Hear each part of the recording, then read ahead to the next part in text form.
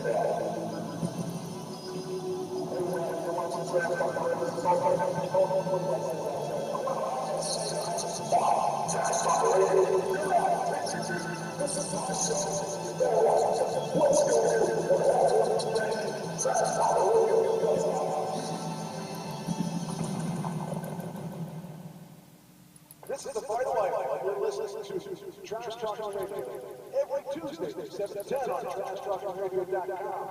And remember this, Vital Life tells you it's got to be true. And when it's on the internet, it's got to be real. It's Trash Talking Radio every Tuesday from 7 to 10. I am Top of Pop, the King of Swing, the international rock star, way above par, the host with the most. This is Tuesday night, the Vital Idol. Classic like trash. Thank you very much.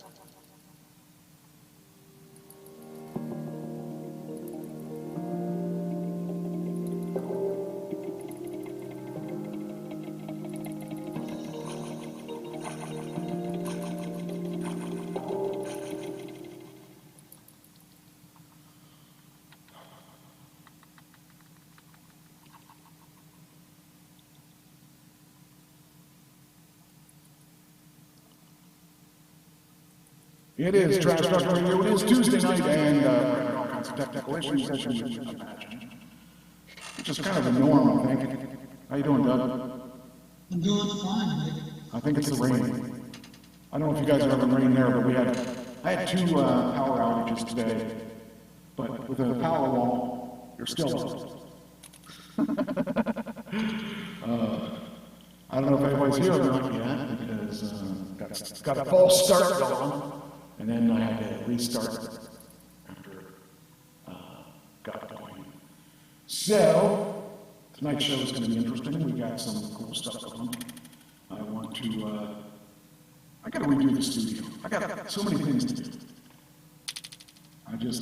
I need a crew. I need to have a full crew to help me do it all. And I need a lot of money to help me do it all.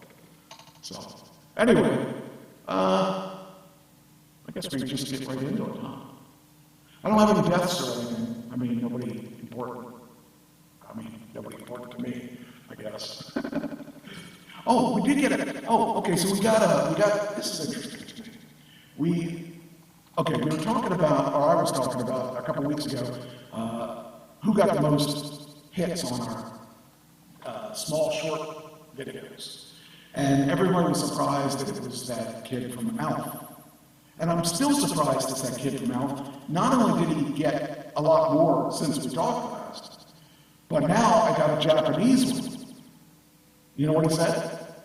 Well, I don't know, because I can't read Japanese. But it must have been good. It was kind of funny because I got that Japanese one and I thought, oh, that's interesting. I wonder what he said, and I went to see it and I couldn't read it, so I guess it doesn't really matter because I can't read it. Let's see, what do we have here? We got, I think last time I looked it was like 1,800 on that one. And the most hits I've had on any was 16,000 or 18,000, something like that from Bray Wyatt of the WWE who died. Now, let's take a look and see what we do have. But I believe it was somewhere around 1,800 when I looked last. It was pretty good. I mean, not to you. It's 2,090 for him now, and 4 comments. He's got 4 comments than most of the people I get. Usually people they just give thumbs up. But anyway, here's what the comment from Japan says. I have no idea. I could translate that, couldn't I? I could translate that with the translator. Let's see what it says. What is it? Translate to English. Here we go. It says that grown Benji Gregory on the right, shown at 34 seconds in the video, is wearing a blue short sleeve t-shirt with North Korean flag on it. Does Benji like North Korea? Good question. Nobody can ask. And here's one in French. We got one in French. Holy cow, we're being worldwide here. Not used to being in, see what that probably is going to be an easy one. That one says, no more broadcast in French. Why did he broadcast in French?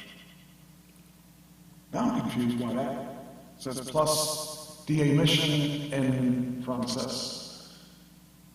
Okay. Well, I wasn't broadcasting anything in French yet that I know of. And then rest in peace, sweet boy.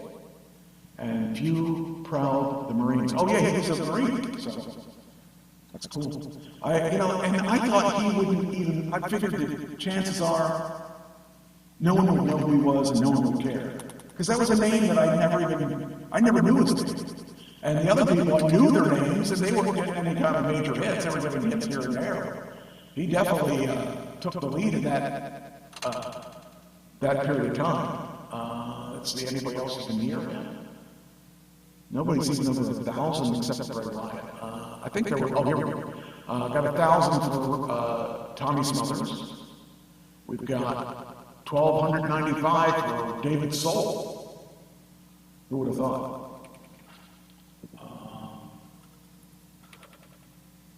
Let's see. 589 for Ryan O'Neal.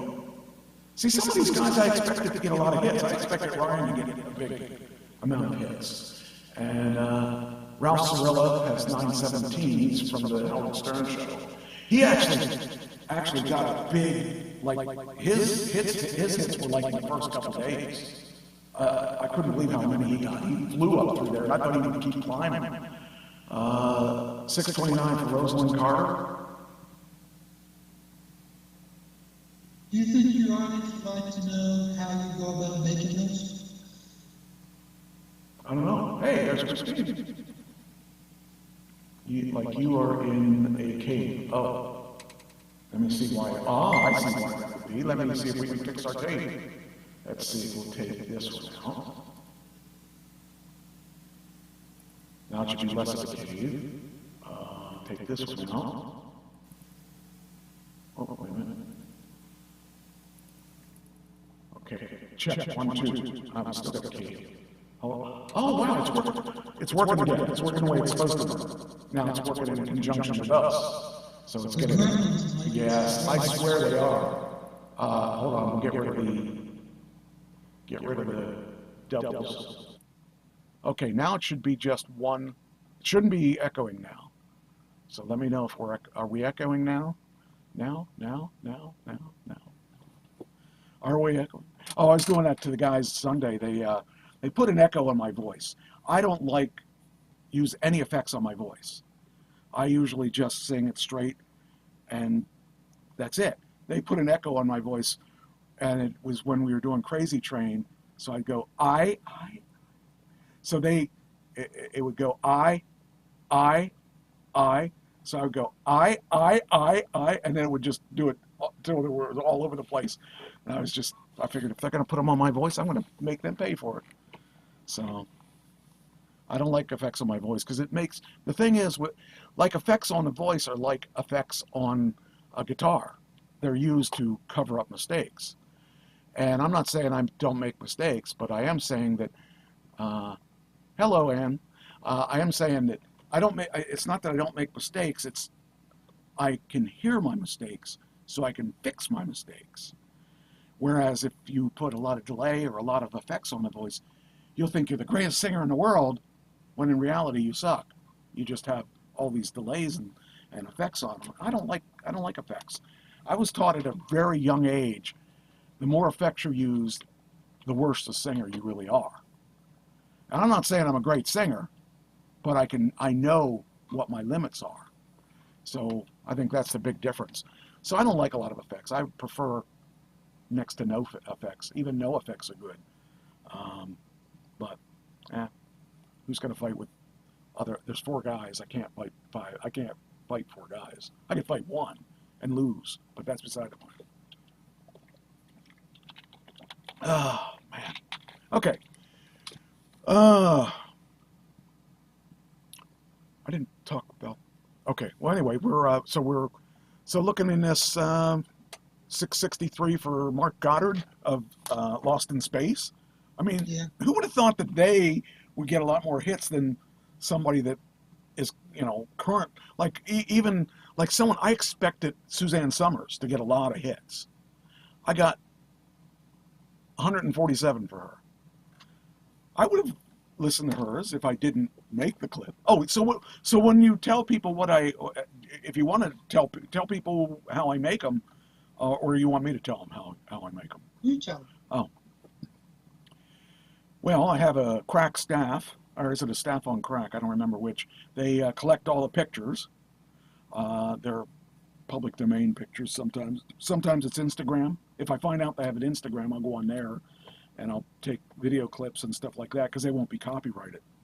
And then I'll take, I use AI to do, and I'll run AI, usually I use 4 or 5 different AI programs and see which one writes the best one. And then I take the AI and I put it in a program that converts text to voice. And then I can choose, I have all these different voices I can choose.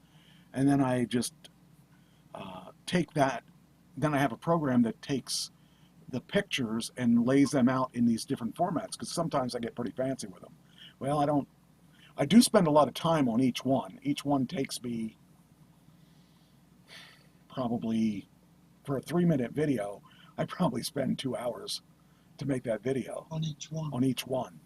And then I take that clip and I take the clip of what they're saying, or what we're saying, what the report is about, and I take that clip and I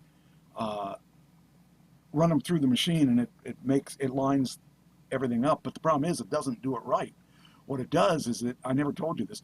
It takes let's say it's a 2-minute and 30-second clip. It'll make it 3 minutes. And I'm like, well, I don't want it to do that.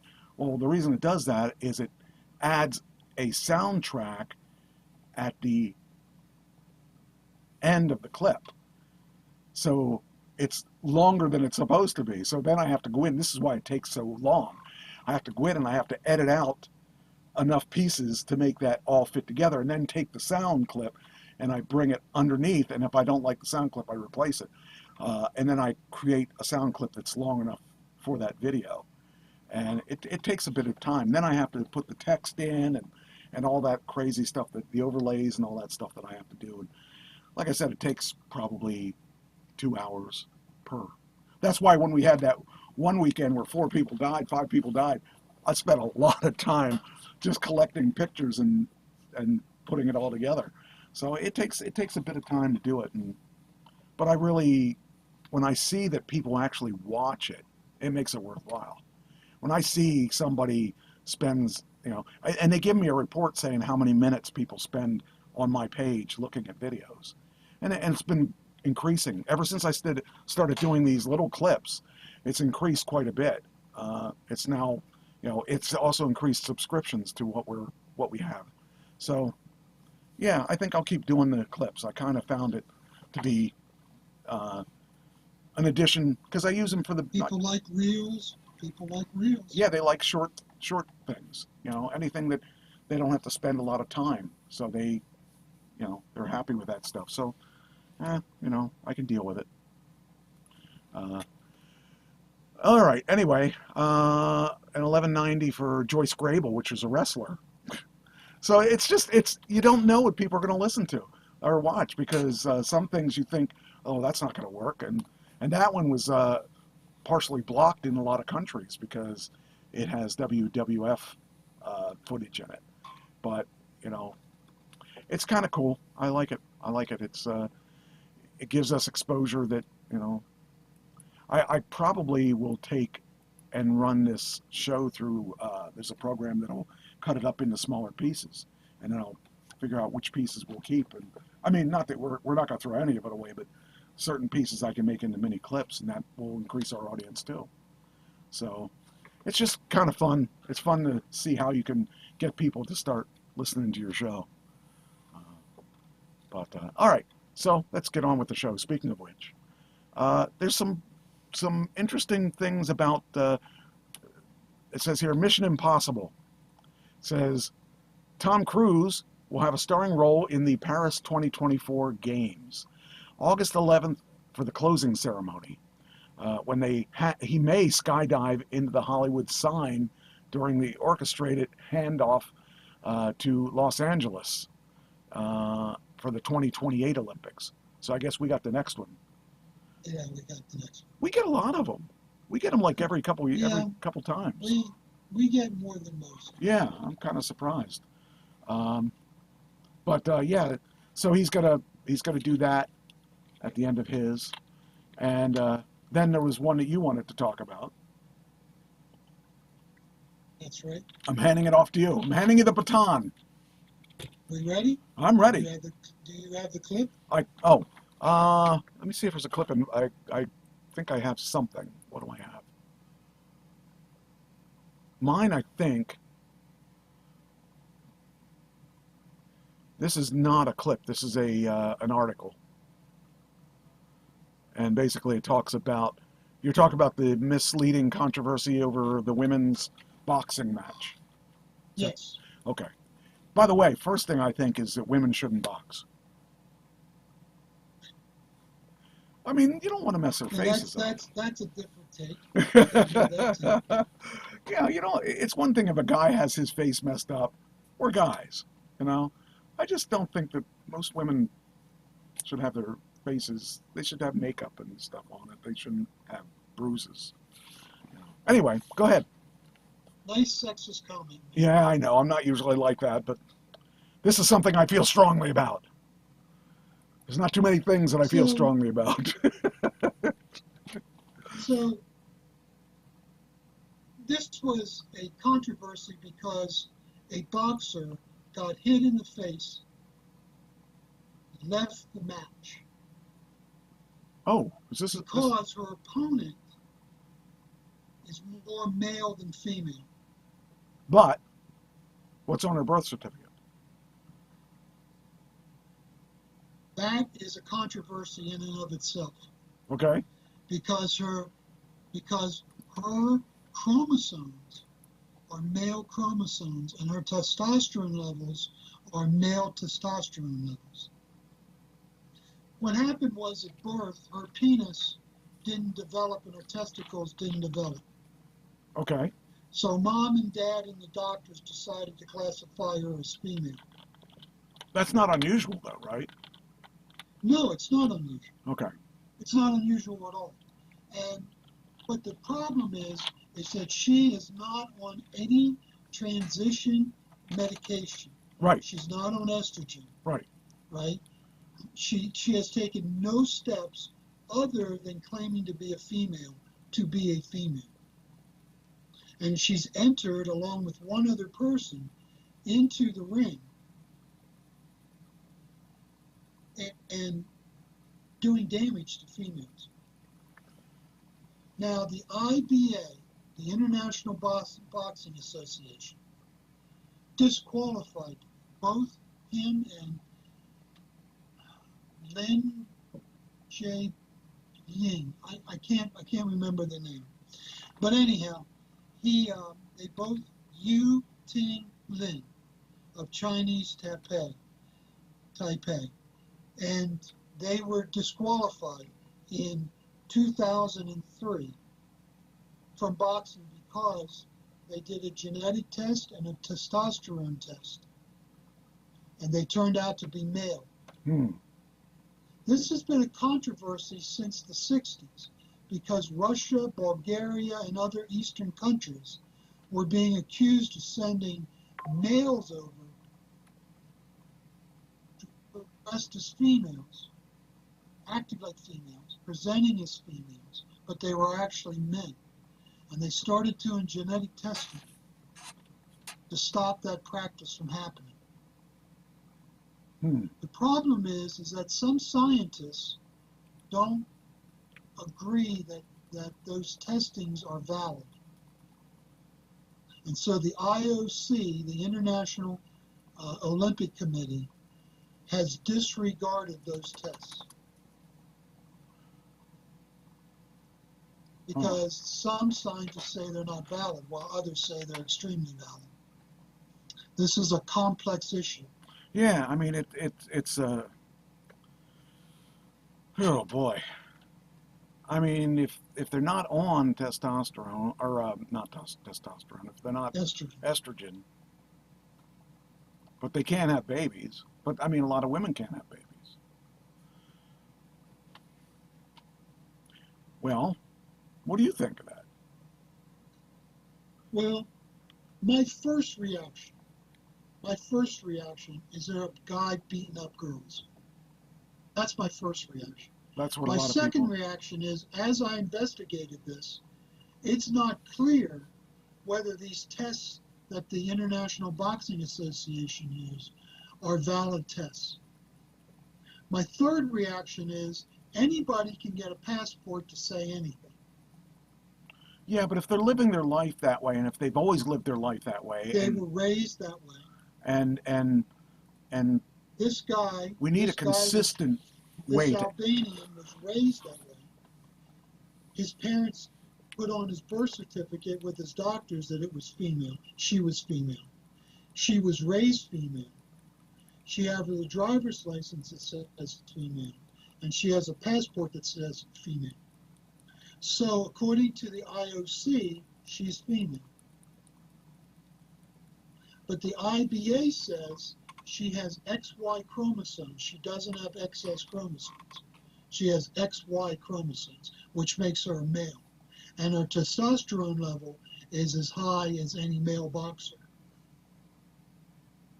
And they are coming at it as safety of the sport. This Karina, this Italian boxing lady, this girl, this Italian boxer, said she's never been hit harder in her entire career. She's 25 years old and has been boxing since a teenager. And she says, no woman has ever hit me this hard. This has become a very difficult issue. Sure, and it would be difficult in any sport. Especially boxing, though, because of the damage you can do. Right.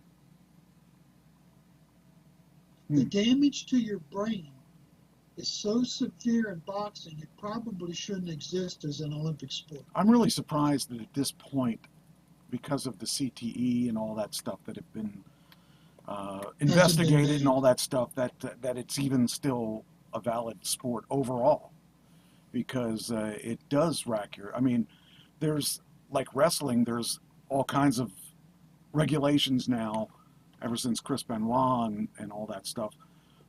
They created regulations to prevent them from getting that bad. Although on the independents, they probably don't follow them, because I've never noticed anything different. But on the big leagues, in the ones that have TV shows and stuff like that, a lot of those guys pretty much follow everything, and there is usually a doctor at ringside or a doctor on site for, at least in Pennsylvania, they make you have a doctor. But things like that, you don't know their history because it's not their doctor. You don't know what. But in New York, I remember they actually made me, as a manager, they made me do the tests that they make you do. But they don't. Again, it doesn't cover CTE because when you're on site, they don't have your records. They don't know what you did, because an independent is a lot different than a WWE or an AEW, they have their own doctors first off, and they have records for everything. Ever since Chris Benoit thing, they're very careful about any CTE. Yeah, well, concussions, any concussions and all that stuff. But even I think even racing and stuff have some kind of thing with concussions. They do. Now. So, They do.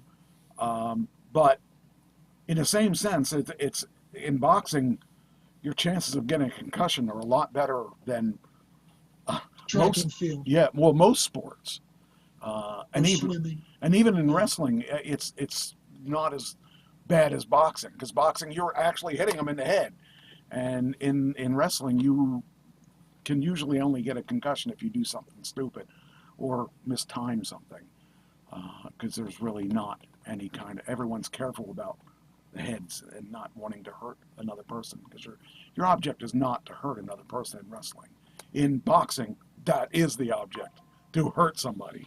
So To knock them out. yeah, So you win. yeah, because you think about that, and how many boxers ended up being like Muhammad Ali. How many boxers ended up being like, you figure the amount of punishment they get on their head is a lot different than anything else. So I don't even know what to say about something like that, because if that's all you ever knew, it's hard to make a decision on something like that, because it's not fair to the person not to be able to box, because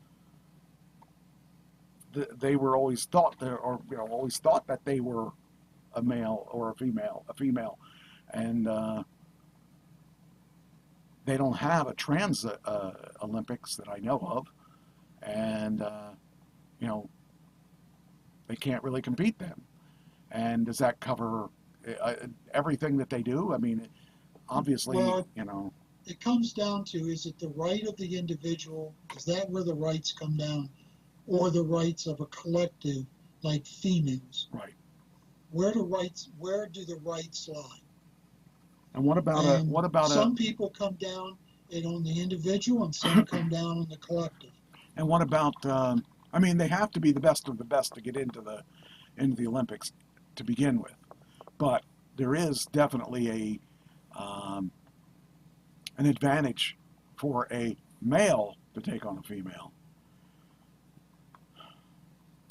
Does that mean that if I wanted to become a female, and I had the surgery and all that stuff, and I had the right hormones and stuff, I still wouldn't be able to compete as a female? Well, but that's a better argument to compete if you're on estrogen. But the thing That's is, a better argument, because you're making an attempt to lose your muscular structure. well, have you seen today's females? Well, yeah, but what I'm saying is males are usually stronger than female if they both train the same. Exactly. But I don't believe that they are training the same at all anymore, because, I'm seeing women with definitions like a man. You ought to go to my gym and see these monster women Right. with definition. It's really it's mind blowing the definition that the women of today have, the athletes, and I have to think they're doing something to get that way, because their body is not supposed to look like that. And these women, I mean, there's a woman out of TNA that I saw recently. She had a definition that was, I could say, the only person that, I don't know if you know who China was, but China was a wrestler in the WWE who was the first female to wrestle males because she was so thick and so big. And the sport should keep pure. You're either male or female, and if you have a hybrid, then you should go with what you are the most of. Well, the problem is, in this case, this person is producing.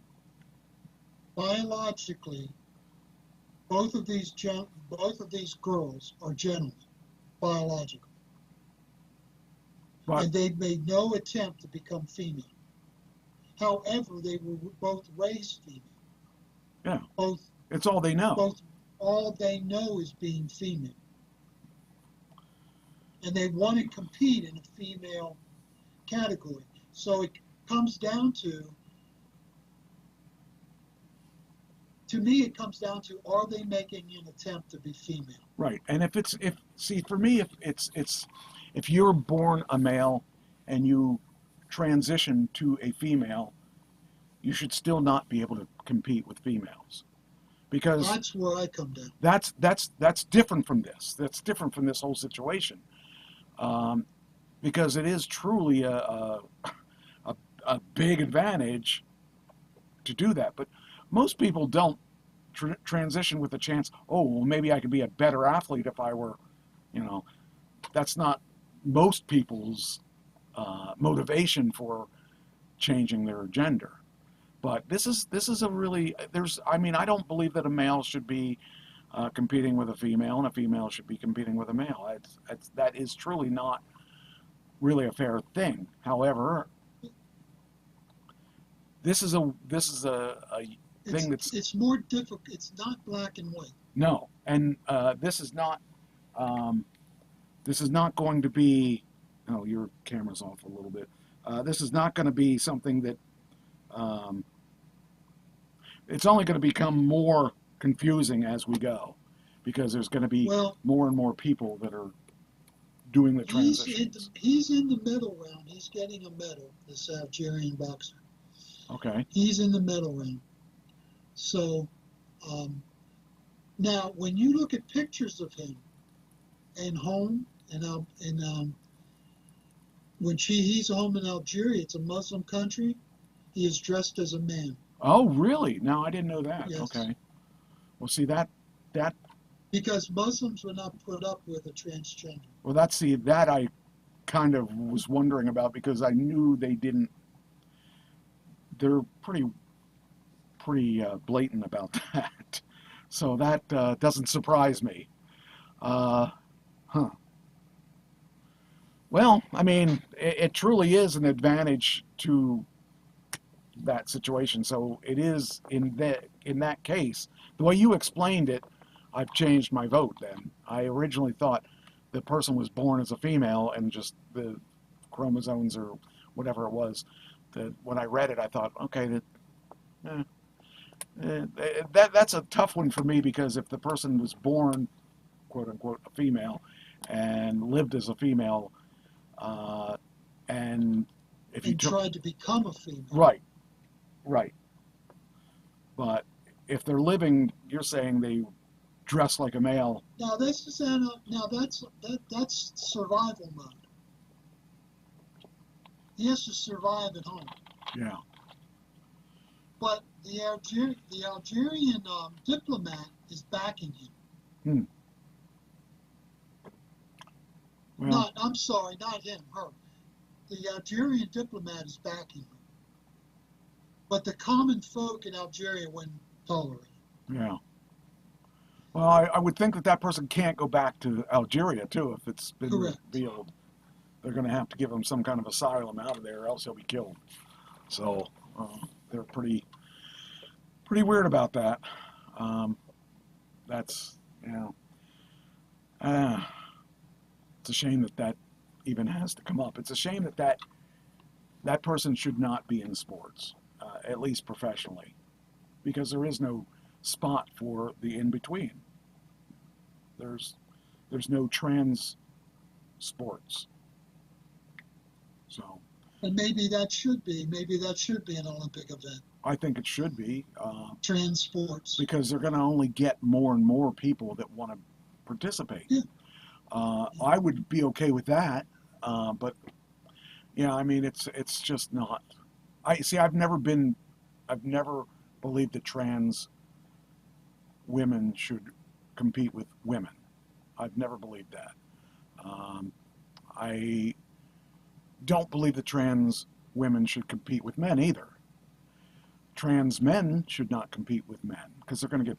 It doesn't matter. They're going to get beat more than likely.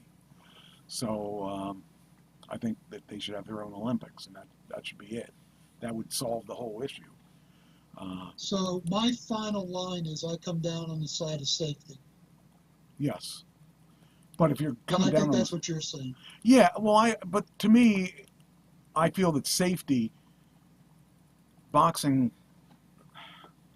I think boxing is an interesting sport when you have a Tyson, because you don't know what you're getting, but in the You might reality, bite your ear off. right, and the reality of it is that it's just a dangerous sport. It's probably more dangerous than race car driving. If you have an accident with a race car, you have a better chance of surviving because you have all the safety around you, but you still could die. And we haven't had enough deaths in boxing because it usually doesn't kill them right away. It usually Doesn't kill them. it kills them in stages, like football players. Football players come out of football seemingly okay, and then it degrades and they end up killing themselves and stuff. So I think anything that is that serious of a situation, my friend's husband almost killed her because of CTE and ended up killing himself because of CTE. And those kind of things don't happen in office jobs under No, general they don't. things.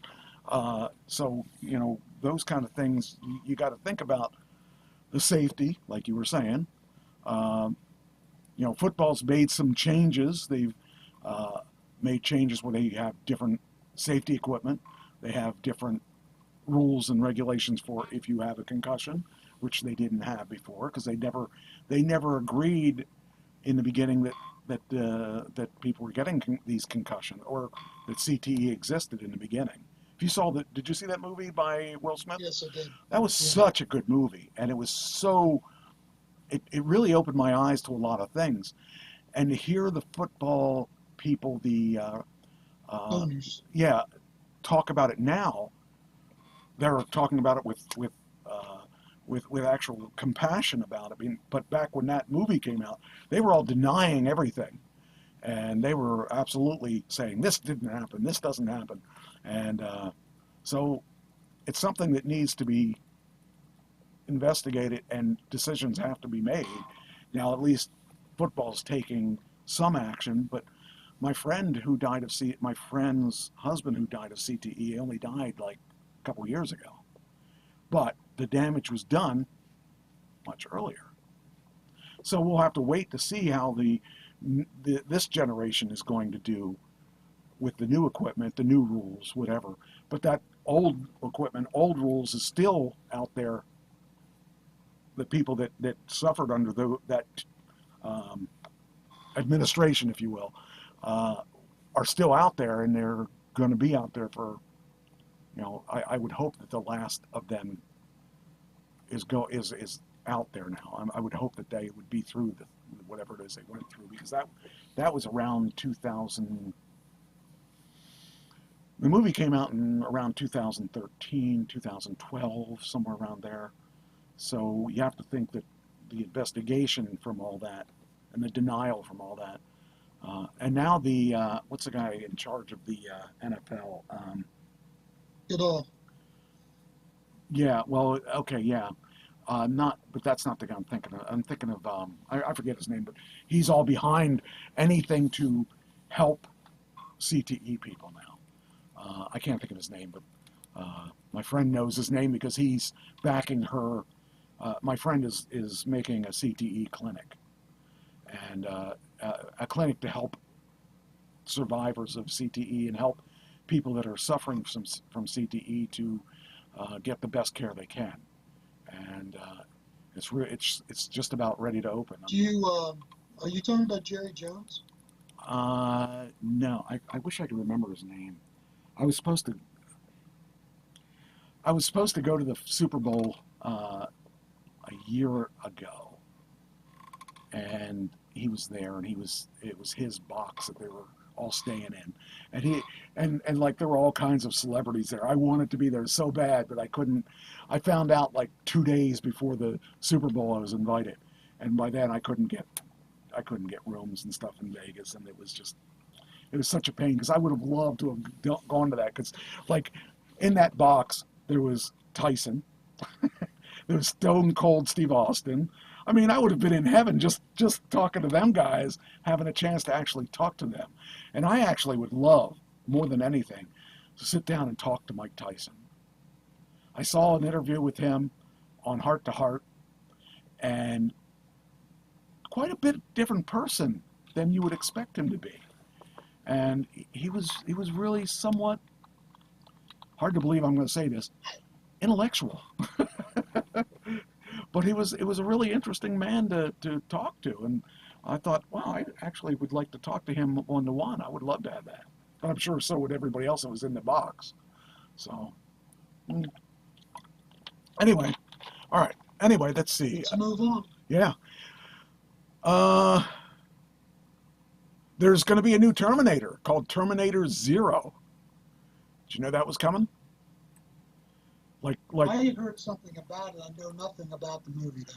Well, I mean, there was all these Terminators with Arnold, which I think I've seen all of them.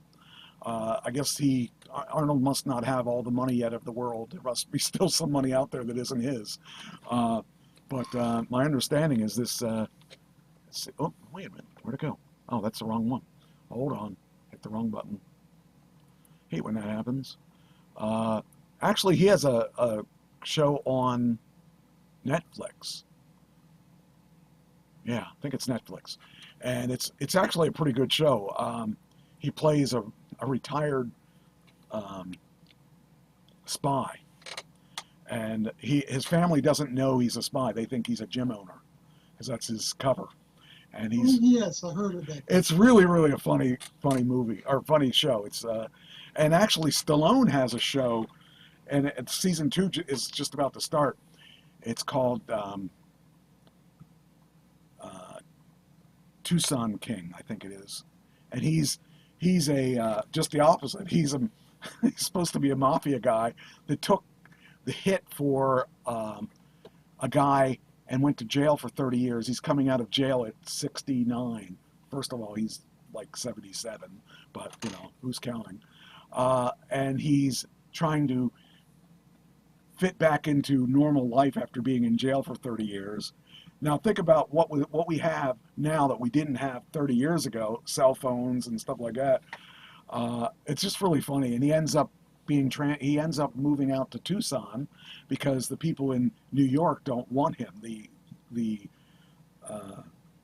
mafia in New York don't want him, so he goes out to Tucson, and he's supposed to start a mafia branch out there.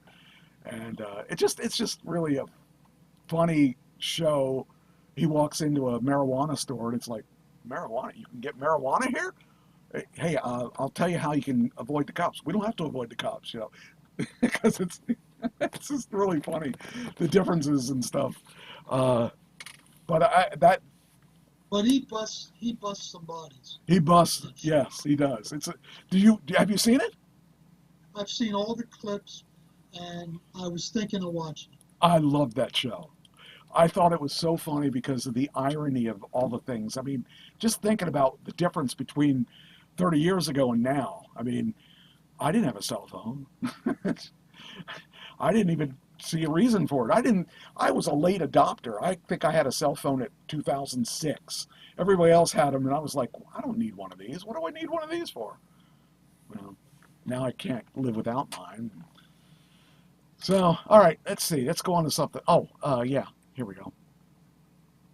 Here it is. Terminator Zero trailer. Hero Eco battles cyborg assassin. So, as Judgment Day dawns, the Resistance fighter, the main protagonist in the Netflix animated series. Oh, this isn't what I thought it was.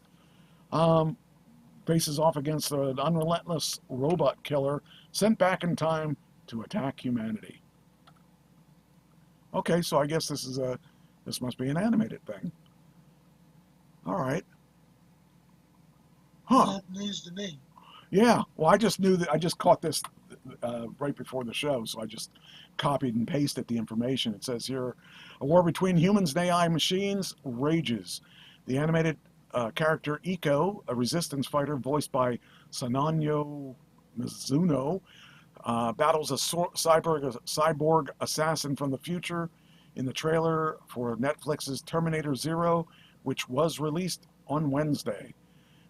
Eiko has been sent back in time to protect scientist Malcolm Lee as he develops Kokoro, an advanced artificial intelligence, as a rival to the malicious Skynet. So I guess, there's the trailer. Yeah, it looks like it is very animated. There's a show. There was a show on Netflix you might like. It's a show that these guys go out, and actually Peyton Manning is the producer of this show. It's high-end auctioning, and they auction off a lot of memorabilia of sports guys. And they have a whole division, and they end up selling stuff for millions of dollars that I would have never seen. I mean, they sold, what's the guy's name? Hank Aaron? No, Hank Aaron? No. He was a black guy, one of the early black baseball guys. Willie Stargell, Willie Mays. Willie Mays. They found his bat or something like that, and it was like $500,000 for that bat. It was just crazy. I mean, money that, it's crazy money. I don't know what it's like to have that kind of crazy money, but it's a really interesting show because they do all this high-end stuff and high-end sports memorabilia, and it just kind of is fascinating to watch. And like I said, Peyton Manning is a producer on there, so he comes on the show occasionally, once in a while, and I just kind of think it's a neat little show. But yeah, okay, so now we know that's not what I was hoping it would be, another Terminator with Arnold. What's this one? It says that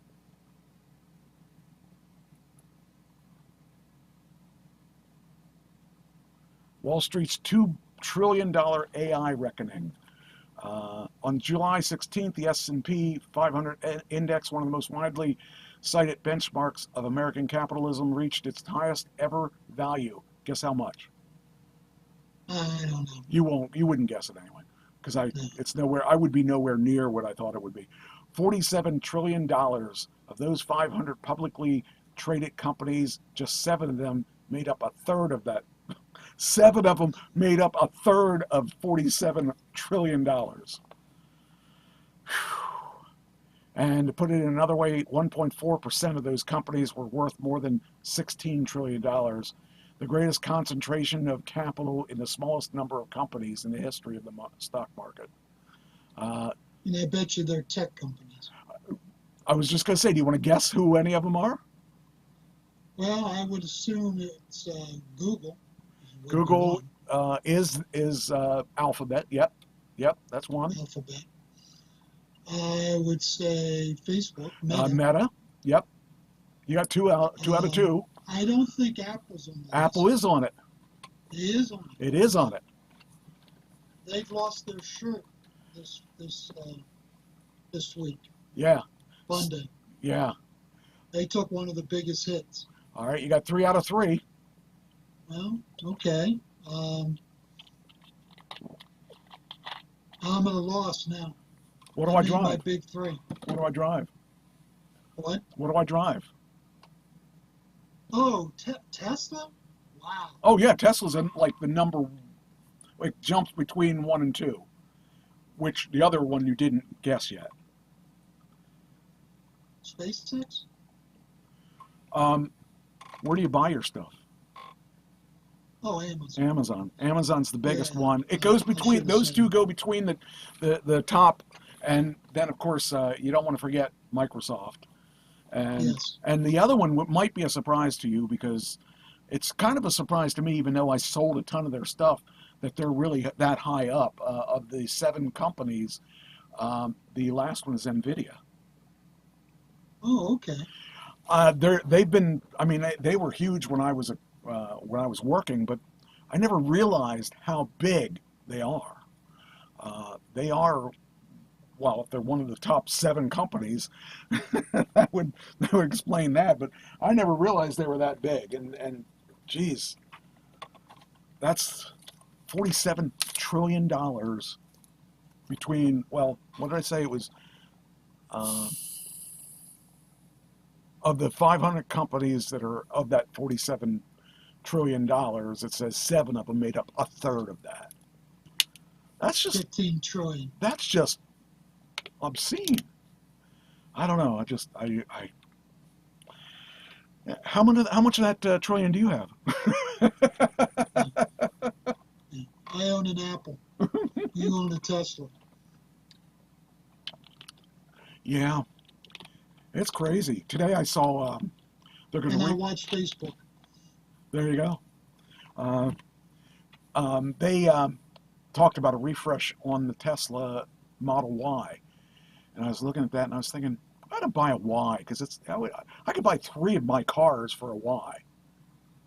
All right, no, I'm sorry, I could buy 3 Ys for my car, and I thought maybe I should just buy a Y. And then I thought, nah, I really like my car. But my lease is coming up, so I got to figure out if I'm going to buy another X or if I'm going to get a different car altogether, or if I'm, I don't know. Stick with the Prius, man. We still have it. We still have the Prius. I actually, we were talking about that today. We were talking about maybe getting a new Prius. I said, I'd like to get a new Prius, but what stops me is my Aptera. I don't know when that's coming out, and I don't want to have a new Prius and a new Aptera. Because once we get the Aptera, we're not going to need the Prius. Because you can get 1,000 miles to a charge. I don't need a Prius then. So, but we talked about that today, actually. All right. Anyway, so So you're married without the paper, right? yeah, I guess. I don't know. She's a wonderful girl. I don't have any problems with her. I mean, she especially since she's in the chat room. She is the most wonderful person in the world. No, we get along really well, and I think that it's awesome that I've been able to find someone that can tolerate me.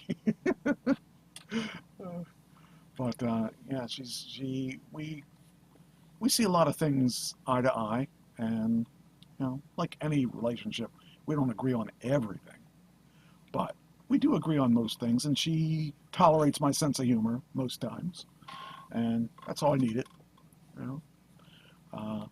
and she's a good dog sitter. And now that I got 2 dogs, she doesn't get paid as well because she has 2 dogs instead of 1. But the nice thing is that 2 dogs get along well too. So, what's next? Oh, Steve Martin has on Apple TV. Martin Short, Steve Martin, Meryl Streep, and Selena Gomez have a show called Only Murderers in the Building, and they're now up to season 3. A show I never even realized was out there. I thought, oh, Steve Martin's probably retired, and I thought, oh, Martin Short's probably retired, But yet, this is the 3rd season. For some reason, I never even heard of this show. I never heard of it. Yeah. Oh, so. Oh, well, I'll get to that. I'm not going to get into. I'm not going to get into that yet because I got an article coming up for that one. Something else I got to say about Deadpool. That.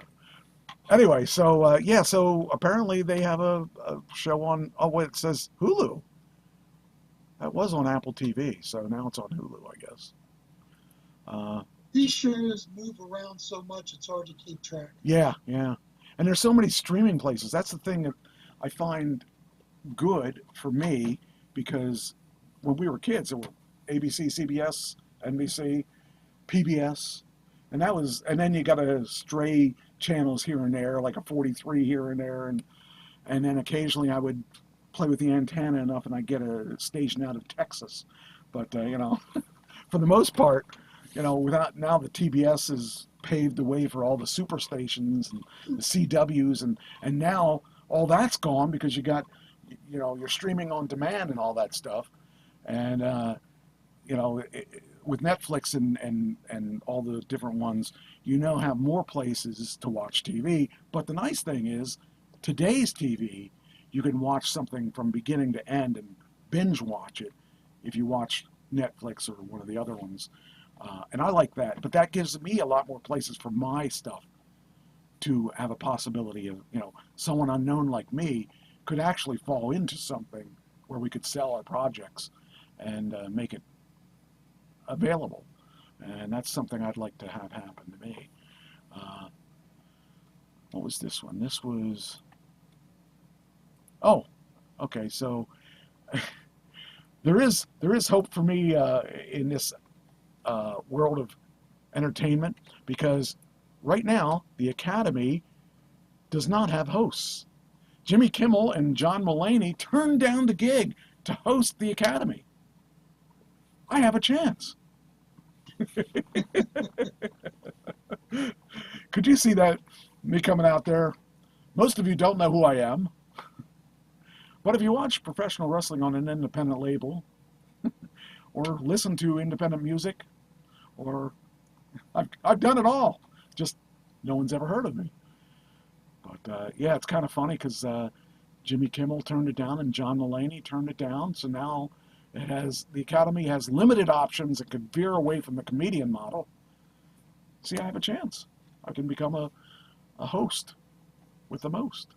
So yeah, I just kind of found it funny. They withdrew themselves from consideration for emceeing the 97th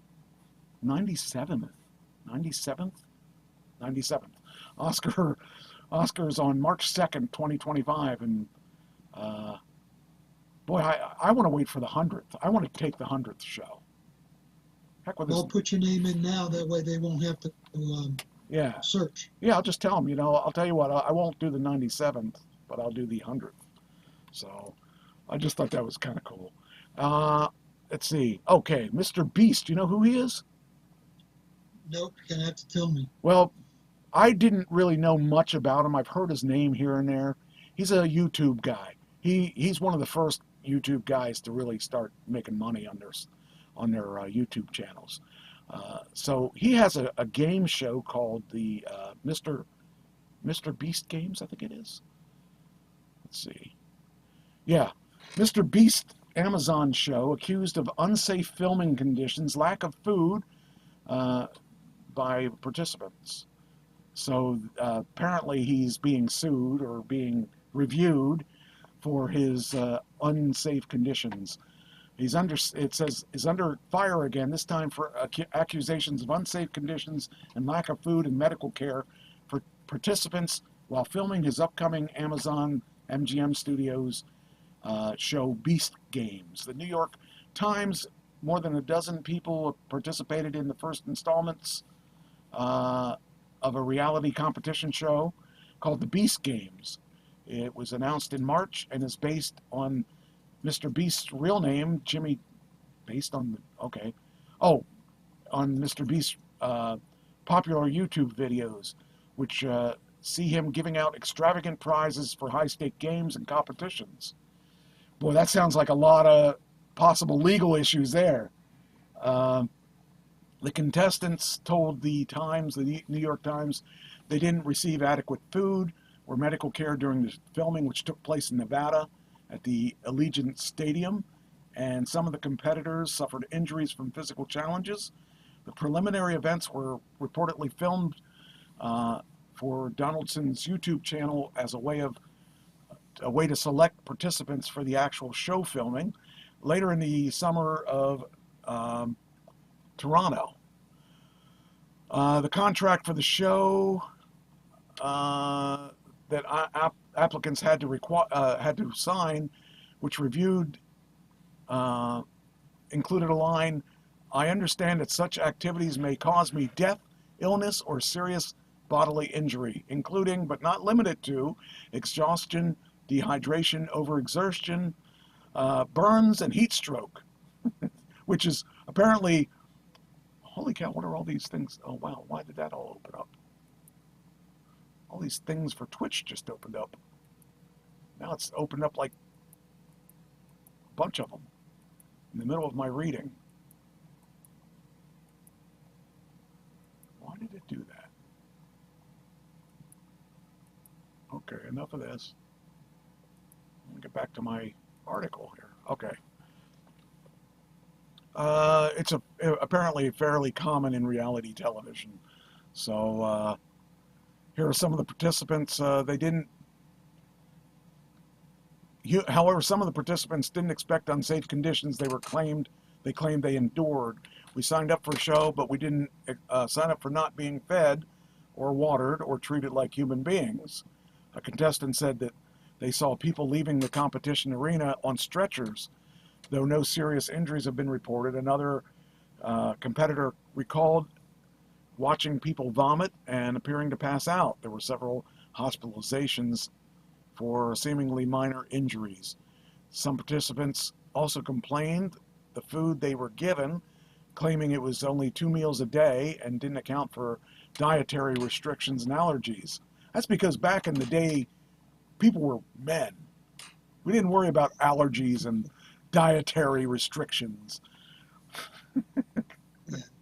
We weren't gluten free. That's right. That's something I kid around with Christine saying.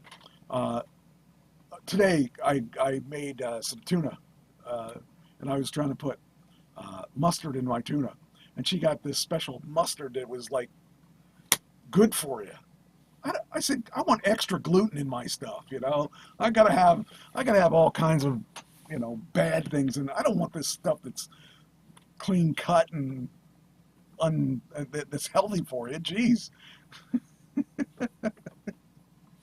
She just looks at me and shakes. Michael, my whole thing is it doesn't taste. The healthier it is, the worse it tastes. Yes. No wonder you get skinny. You don't want to eat it. That's crazy. But anyway, so I guess the people were saying that they misled the people. You had a chance to win $5 million. It said misled going into the competitions. They thought there were 1,000 people competing for the show's $5 million rather than 2,000 contestants who were at the event. However, the preliminary event was used to select 1,000 contestants who would actually be competing on the Amazon show. So, I don't know. You set yourself up for lawsuits in this kind of thing because everybody expects a participation trophy. They expect to win $1 million just for being there. So that's that generation. All right. Then I got the Mr. Beast in here twice for some reason. Don't know why that is. Then we got, I think I don't know if I said this on the air or off the air, so I'm going to say it anyway. Stop me if I said it on the air. Let them fight. Elon Musk is reigniting a legal battle against OpenAI for its profit pivot, this time looking to void the company's partnership with Microsoft. The lawsuit filed in the Northern District of California on Thursday alleges fraud and breach of contract, claims that Tesla founder was swindled when he invested roughly $45 million into the AI company, which he said betrayed the original mission to safely develop the technology for the benefit of humanity. So, like, originally when OpenAI was made back in the early, I think around 2010ish maybe, the idea was that they were going to create this platform for everyone to be able to use for free. That was the whole idea behind it. However, everybody found a way to make profit on it, and so that was his issue. Was he put the $45 million into this for the benefit of humanity, and he feels that the people went to they invalidated the freeness by having underlying code of ChatGPT-4. So GPT. That was GTP. Well, GPT. 3.5 is free. Yes, but the whole idea Musk said was that he felt that it should all be free.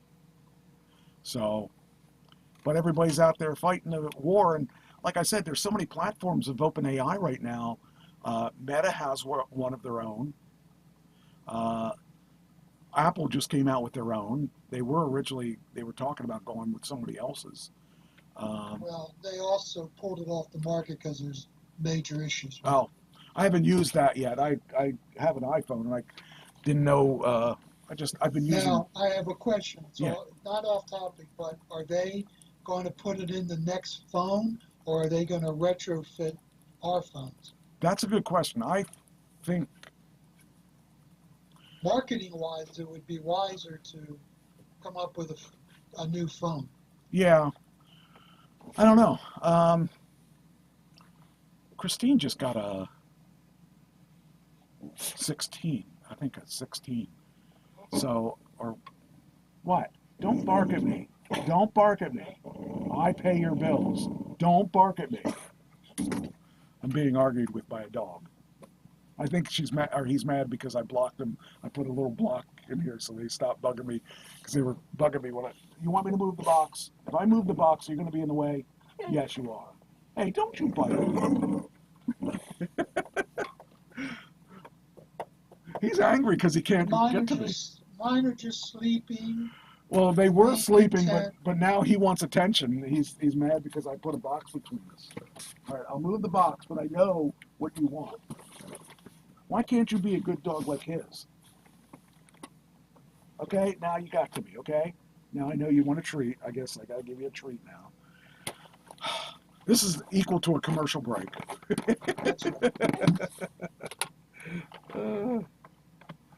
All right. Here's You know, one for Mike, if you would name Hey. what the treats are, we might get some advertising. That's right. If you want your treats advertised, I will do that if you give me free ones. Here they are. Oh, these dogs are funny though. I love these dogs. The new thing is Cheyenne wanted to play tug of war with me, and she brought the one rope up to me, and when he saw that, he went, well, I want to play. And so I gave him my end of the rope. And it's just funny because Cheyenne's 100 pounds. He's 50. So who do you think wins? Cheyenne drags him around the house.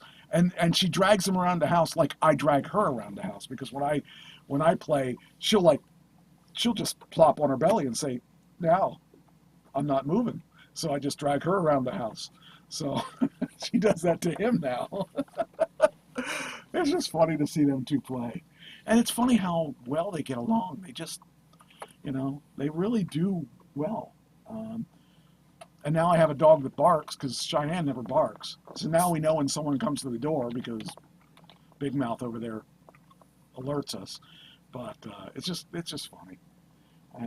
They make me smile. every day, because I just look at them and I know they were both saved from, you know, he wasn't in a bad home. He just wasn't really paid attention to. And she was in a lot of different places. You know, she was returned to the Humane Society, I think, 2 or 3 times. So she probably didn't think she would ever find her forever place. So she's She found it now. she's found it, and she loves it here. She's a really great dog. I love her. All right, where was I? Oh, OpenAI. So, See, I knew I liked you for some reason. well, you knew I always liked dogs, because that was one thing that I look back on things, and when I was younger, I just didn't understand dogs like I do now. And now, I don't know what life would be like without a dog. That 3 weeks I didn't have a dog when Buddy passed, or 2 weeks, or whatever it was, that was rough. I mean, that was really hard for me to deal with, because I have not had. The other time was when I lost. It was my other when I lost Brandy. That was the only other time I had one dog. I usually had 2 dogs, and Brandy, she was the love of my life. She was just a little border collie, and she had all this energy, way too much energy. But I love that dog. But these guys here, they're worth it. They're worth everything, you know. I don't know what I'd do without them, right? Yeah, you. But they just make me happy. Anyway, it says here, it talks about with the introduction of Sora, capable of creating. Do you know it's interesting where AI is going now. I have a program that I bought a couple months ago, and it's a program that you can take. Let's say, for instance, you wanted to create a dog. You can say what kind of dog you want it to be, and hit enter, and it'll draw you that dog. Okay. Well, you can get pretty specific, and you can with this program you don't have to worry about, like, if you do it free, you can do it free on Microsoft's version. Copilot? Yeah.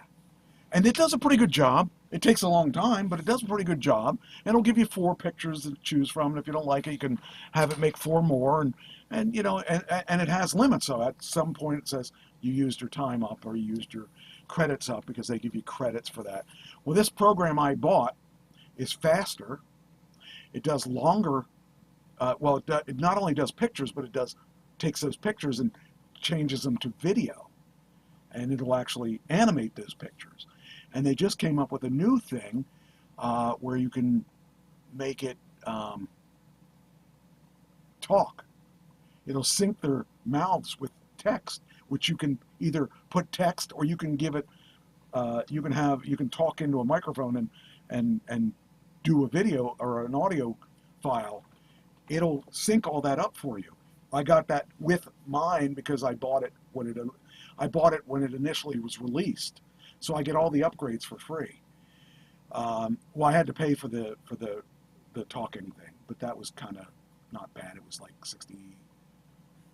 think it was $69 or $89 on top of the original investment. But I use this thing. Well, I haven't used it recently because I've been busy, but it's really cool how it works. And they have their own servers, so they are a lot faster than the other things. You don't have to buy credits. You don't have to have daily credits. You can go and it'll work as often as you want it to. So I kind of like that. It's a neat little gadget, which I'll be using for the show as soon as I have time to figure out things I want to use it for. But the idea, hello, hey, get out of the closet. My door is off, the hinge is back in the closet back there, and he's still in his exploratory thing. He doesn't get down to the studio very often, so he doesn't get to explore this very. Hello. Now I got 2 dogs here sitting, wanting another. Let's see, I got something to keep them busy though. I got treats that'll be munchy. I got a pig ear here. with his name on it. And here, I'll give you that one. I'll give you the pig ear because I know you like pig ears. That'll keep him busy for 5 minutes. But yeah, I mean, the thing is, the AI stuff is coming out in just about everything you want it to. I mean, my bank now has AI. You know, it's everywhere. And like I said earlier, I write to the obituaries using the AI. It's such a strong tool. And man, it's just amazing. Oh, like one of the things I wanted to say was, you can actually write songs, music, actually write music. I've played with this, with AI. You can say, I want this kind of song, has to have this kind of thing. These are the words I want for it, if you want to do that. And I want it to be in the style of whatever, and it'll put a song together for you. Who would have thought that something like that would have been possible? I mean, it's not a replacement for Ken, but it's the closest I have to it. But I've been playing around with things like the different things that this AI can do, and it's amazing some of the things. I've written monologues, like for auditions. If they don't give you a monologue, sometimes it's easier just to have it write you a monologue. I've written comedy scripts, not scripts. I mean comedy routines that I could use for stand-up. It's just so interesting to me, this AI stuff that everybody's so afraid of, that it'll take over the world and all that. You know, I think it's really awesome. I think it's I'm totally pro AI. Do you use it for anything? Well, my problem is with AI. Well, it's Google that I have a problem. Okay. I was searching today for something from a conservative perspective. Okay. And it was on page 5. The first conservative perspective was on page 5. Oh, that's weird. Huh. The first 4 pages were all liberal outlets, news outlets. That's okay. Well, something that I found really interesting is that I use ChatGTP. I use Perplexity. I found Perplexity's pretty good. I've used Gemini. I use one called AIO. It's some, I don't remember what it's called, but and I use Copilot. And like I said, I've run them. Like let's say I wanted to do an obituary for the guy from Alf.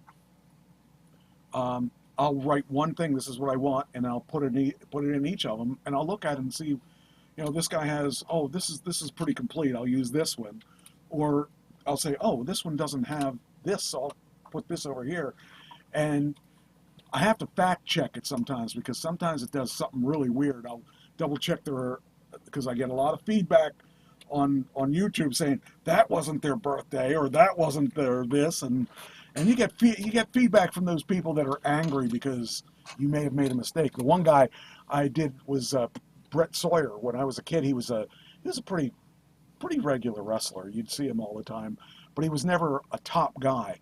But one said his father was in wrestling. Another one said his uncle was in wrestling. Another one said that no one else was in wrestling in his family, and he made it through.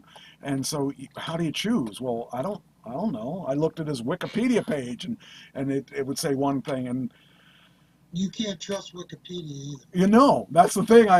And so the guy goes, well, he's my cousin, and his father wasn't in wrestling, and I forget what the other thing was that he was complaining about. I'm like, look, did you do an obituary for him? Shut up. I said I at least took the time to do an obituary, and I don't know him, and I don't know anything about him except what I watched on TV. So he would be happy that someone thought about him, because he was a no-name guy, really, basically. I mean, he was more known than me, but he was really not somebody you should be complaining to me about that I made an error. And then another guy came by and said he did too have a blah blah blah. I'm like, I don't want to fight over this. I just wanted to let people know that he was appreciated from my point of view, being a wrestling fan. And so, I don't know, people want something to complain about. Oh, the next one is, I briefly talked to you about this before the show, was the judge talking about Alec Baldwin's Rust case. Judge calls out deliberate misconduct by the prosecutors. Dismissal was grounded on suppression of evidence that was favorable to the actor.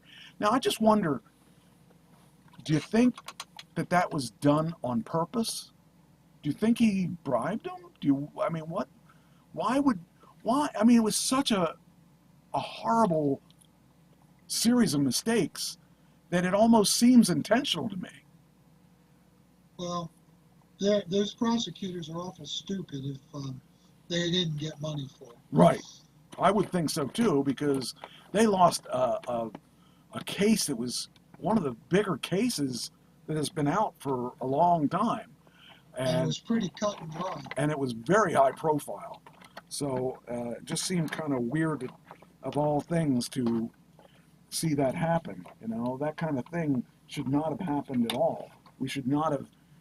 I mean, I don't know that I believe that he should have gone to jail for a long period of time, but I think maybe something should have happened. Maybe he should have compensated the family or something. But instead, he got nothing. And that doesn't seem right either. So I don't know.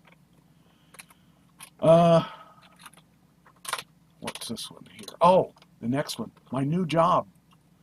Another new job. So there's been some pretty sad things that happened this week. And this one is one of them. An announcement by Aerosmith saying they're retiring from touring because Steven Tyler will never recover from his vocal injury. Now he's like 70. What was his injury? Do you know? They said it had to do with his larynx, I think. Vocal cord injury. Okay, it says the band shared a statement from the social media on Friday citing the lead singer Steve Tyler's vocal cord injury as the reason. We always wanted to blow your mind when performing. As you know, Steven's voice is an instrument like no other. He spent months tirelessly working on getting his voice to where it was before his injury. We've seen him struggling despite having the best medical team by his side. Sadly, it's clear that a full recovery from his vocal injury is not possible. We have a heartbreaking and difficult decision, Band of Brothers, to retire from touring. I'm just going to put it out there, you guys. I'm free. I'm not free. I'm available. I can do Aerosmith. And we know that they're watching this everybody. And if they aren't, somebody they know is. And I could be the replace. I mean, I'm not as skinny as him, and I'm not as short as him, but I think I could do the job. And I know some of the songs already because I'm already doing 3 of them, at least. I think there's 3 of them.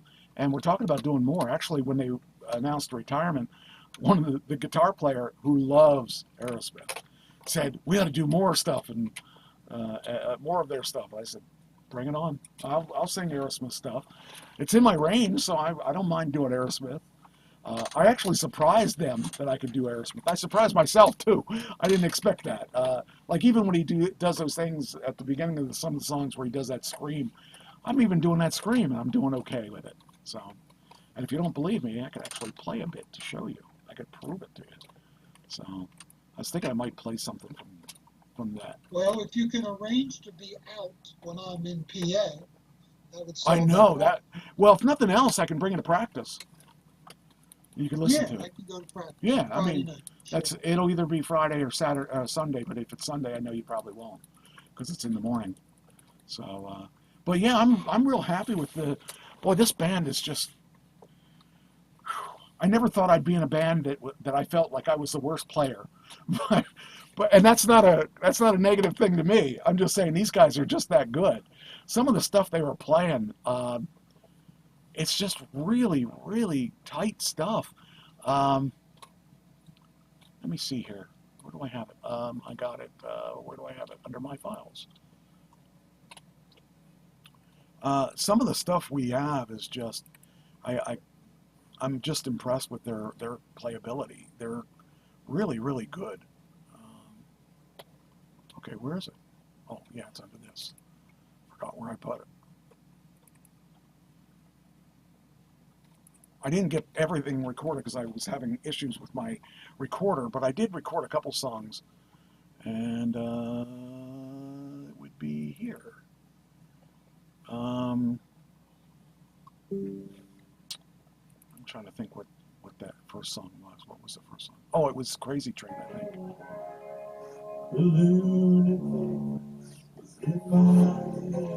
Oh, that's not me singing, by the way. Or maybe it is. I don't think it is. He does. They tend to start songs that they don't. Wait, let me find. What's going on here? Hold on. My battery's low. I got to figure out if my battery's unplugged. Yeah, what's going on here? Where is my... Where is the cord?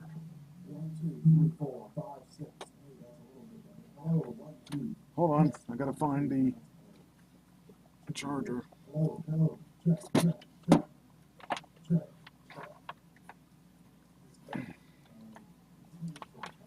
There we go. I think I got it plugged in again.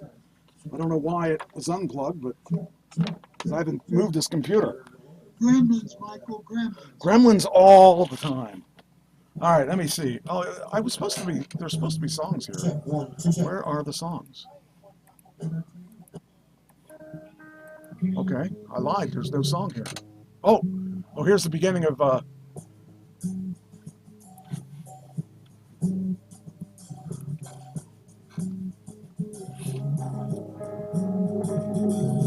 Hear it? For everyone with problems.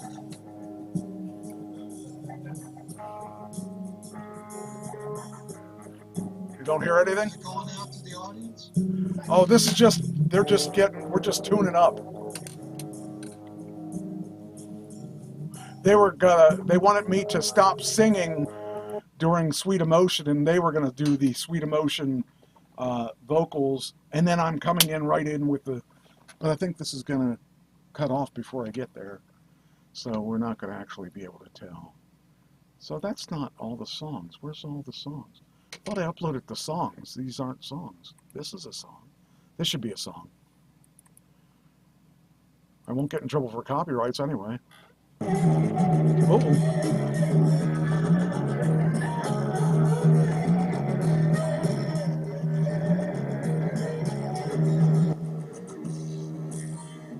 Why is this distorted? Well, they got to hear the 2 seconds of the end. That's really good. But we go right into the next song.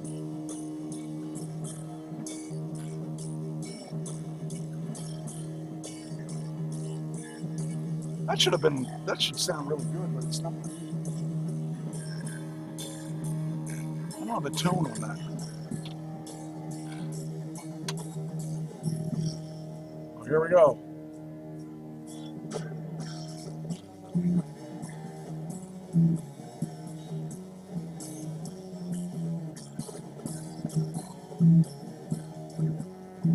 This is a song I never sang before either, before this band.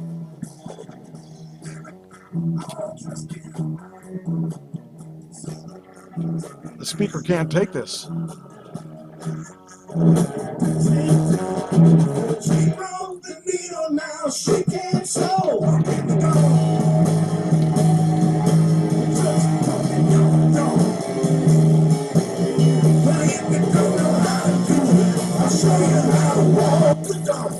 And that's good because I have 2 dogs to walk. So, anyway. Hi, little dog. What do you want? You got 2 of them already. What do you want? You don't need anything else. If I give you another one, she's going to want one. You're going to be a pest here. This is your last thing. You're not getting anything else. Okay? Okay. Good. Anyway.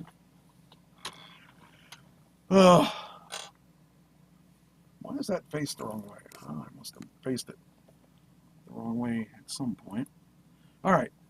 What are we doing here? Okay, so we know that that's it's out there. So you guys contact me. Have my people talk to your people or something. Wouldn't it be cool if somebody actually did do that? I wouldn't trust them, but they probably, I'd be like, yeah, really, we are Aerosmith. No, really, seriously, you aren't Aerosmith. Yeah, we really are Aerosmith. I'd probably lose it because I wouldn't believe them. It's funny. But that would be, oh man, that would be so cool to be able to go out there and play in a real rock and roll extravaganza. And I never would have imagined playing for him though, because he's such a super talented guy that how do you fill in for someone like that, because he's been doing it forever, and plus all the lyrics were written by him, so they're in his key. So you have to definitely think about things like that. Next story was Justin Timberlake. He pleaded DUI? He pleaded not guilty. How could you plead not guilty? You're obviously guilty, but he lost his license, I believe, because he pleaded not guilty or something. It says here, Justin Timberlake appeared virtually for a court appearance in the Hamptons on Friday following his arrest for intoxicating in June. He pleaded not guilty for the second time in Sag Harbor Village Justice Court in New York. Multiple outlets reported on Friday after his attorney had previously filed a motion to dismiss the charges due to the superior officer not signing the initial charging papers. Timberlake's license was suspended as part of the arrest. On Friday, his lawyer Ed Burke clarified that since he has an out-of-state license, it only affects his ability to drive in New York. Well, I guess is that how that works? I've never heard of that. Says here. But that might be true. This is a standard procedure. Unless there's a reciprocal agreement. Oh, okay. It says this is a standard procedure with every DWI case. I didn't know that. So I didn't know that either. he just lost his license in New York. Big deal.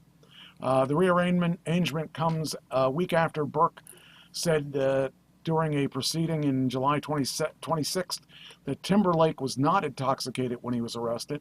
I'll say that again, Justin Timberlake was not intoxicated. We're sure he was just drunk. He wasn't intoxicated, though. And we are confident that criminal charge, will be dismissed. With all his money, I'm really surprised he wasn't able to make that go away. While Timberlake did not have to appear in person for this, there may be a time where he does, and the judge asked the attorney to ensure the artist will be available despite being on his Forget Tomorrow tour. Well, all they got to do is talk to his driver, make sure he gets there.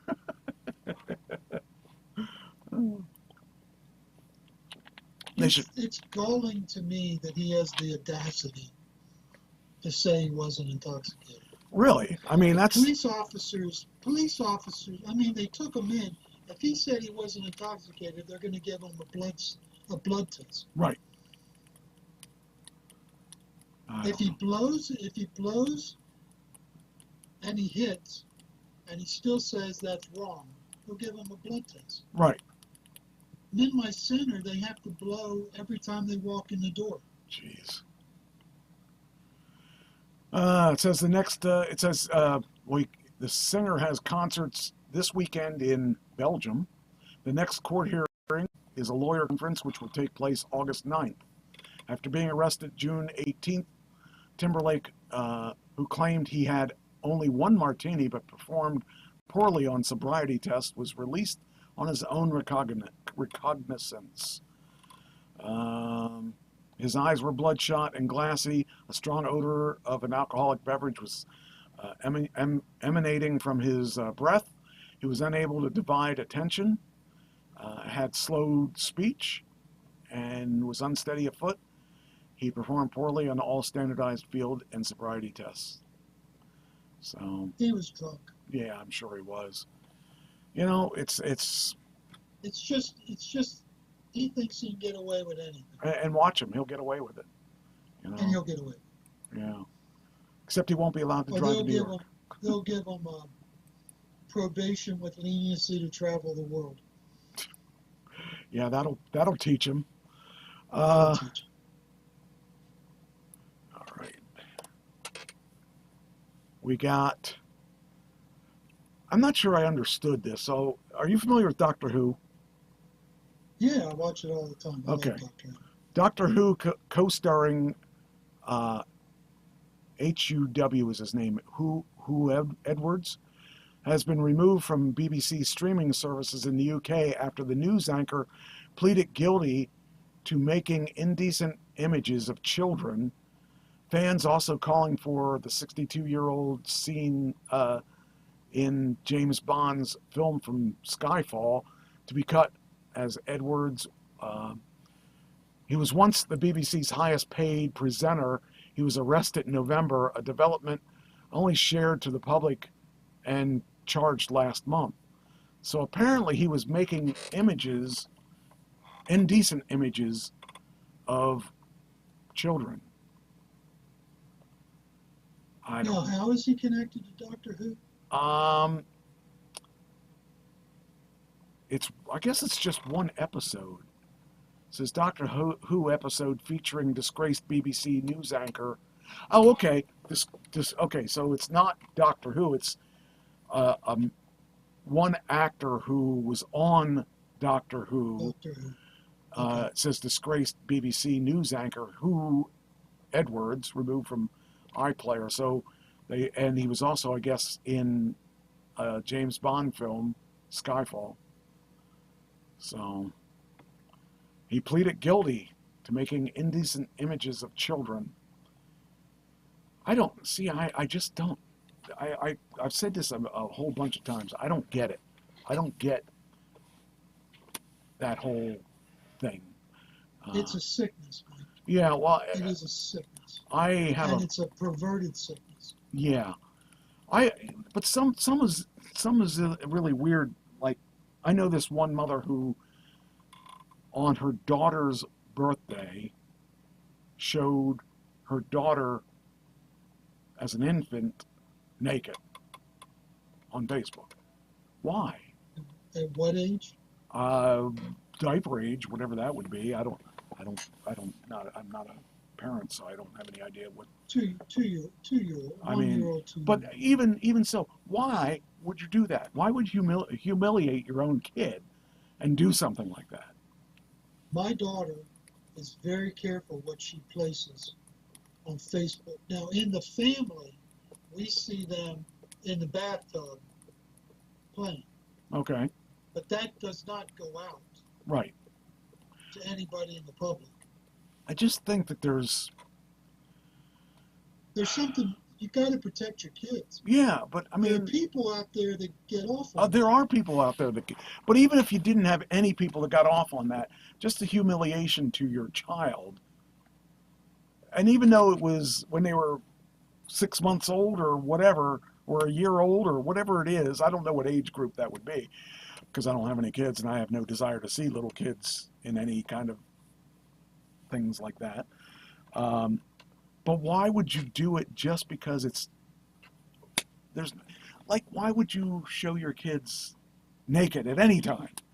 It's just, that'll tell you the mentality of mom. I guess. Mom doesn't get it. Yeah. I guess I just don't understand. And children and youth should be involved. Okay, so the offenses are alleged to have taken place between 2020 and 2022. So it's not even like it happened like 20 years ago. Edwards admitted to having 41 indecent images of children sent to him by a convicted pedophile called Alex Williams on WhatsApp. This is included 7 category A images, whatever that is, the most severe classification, 2 of which showed a child between 7 and 9.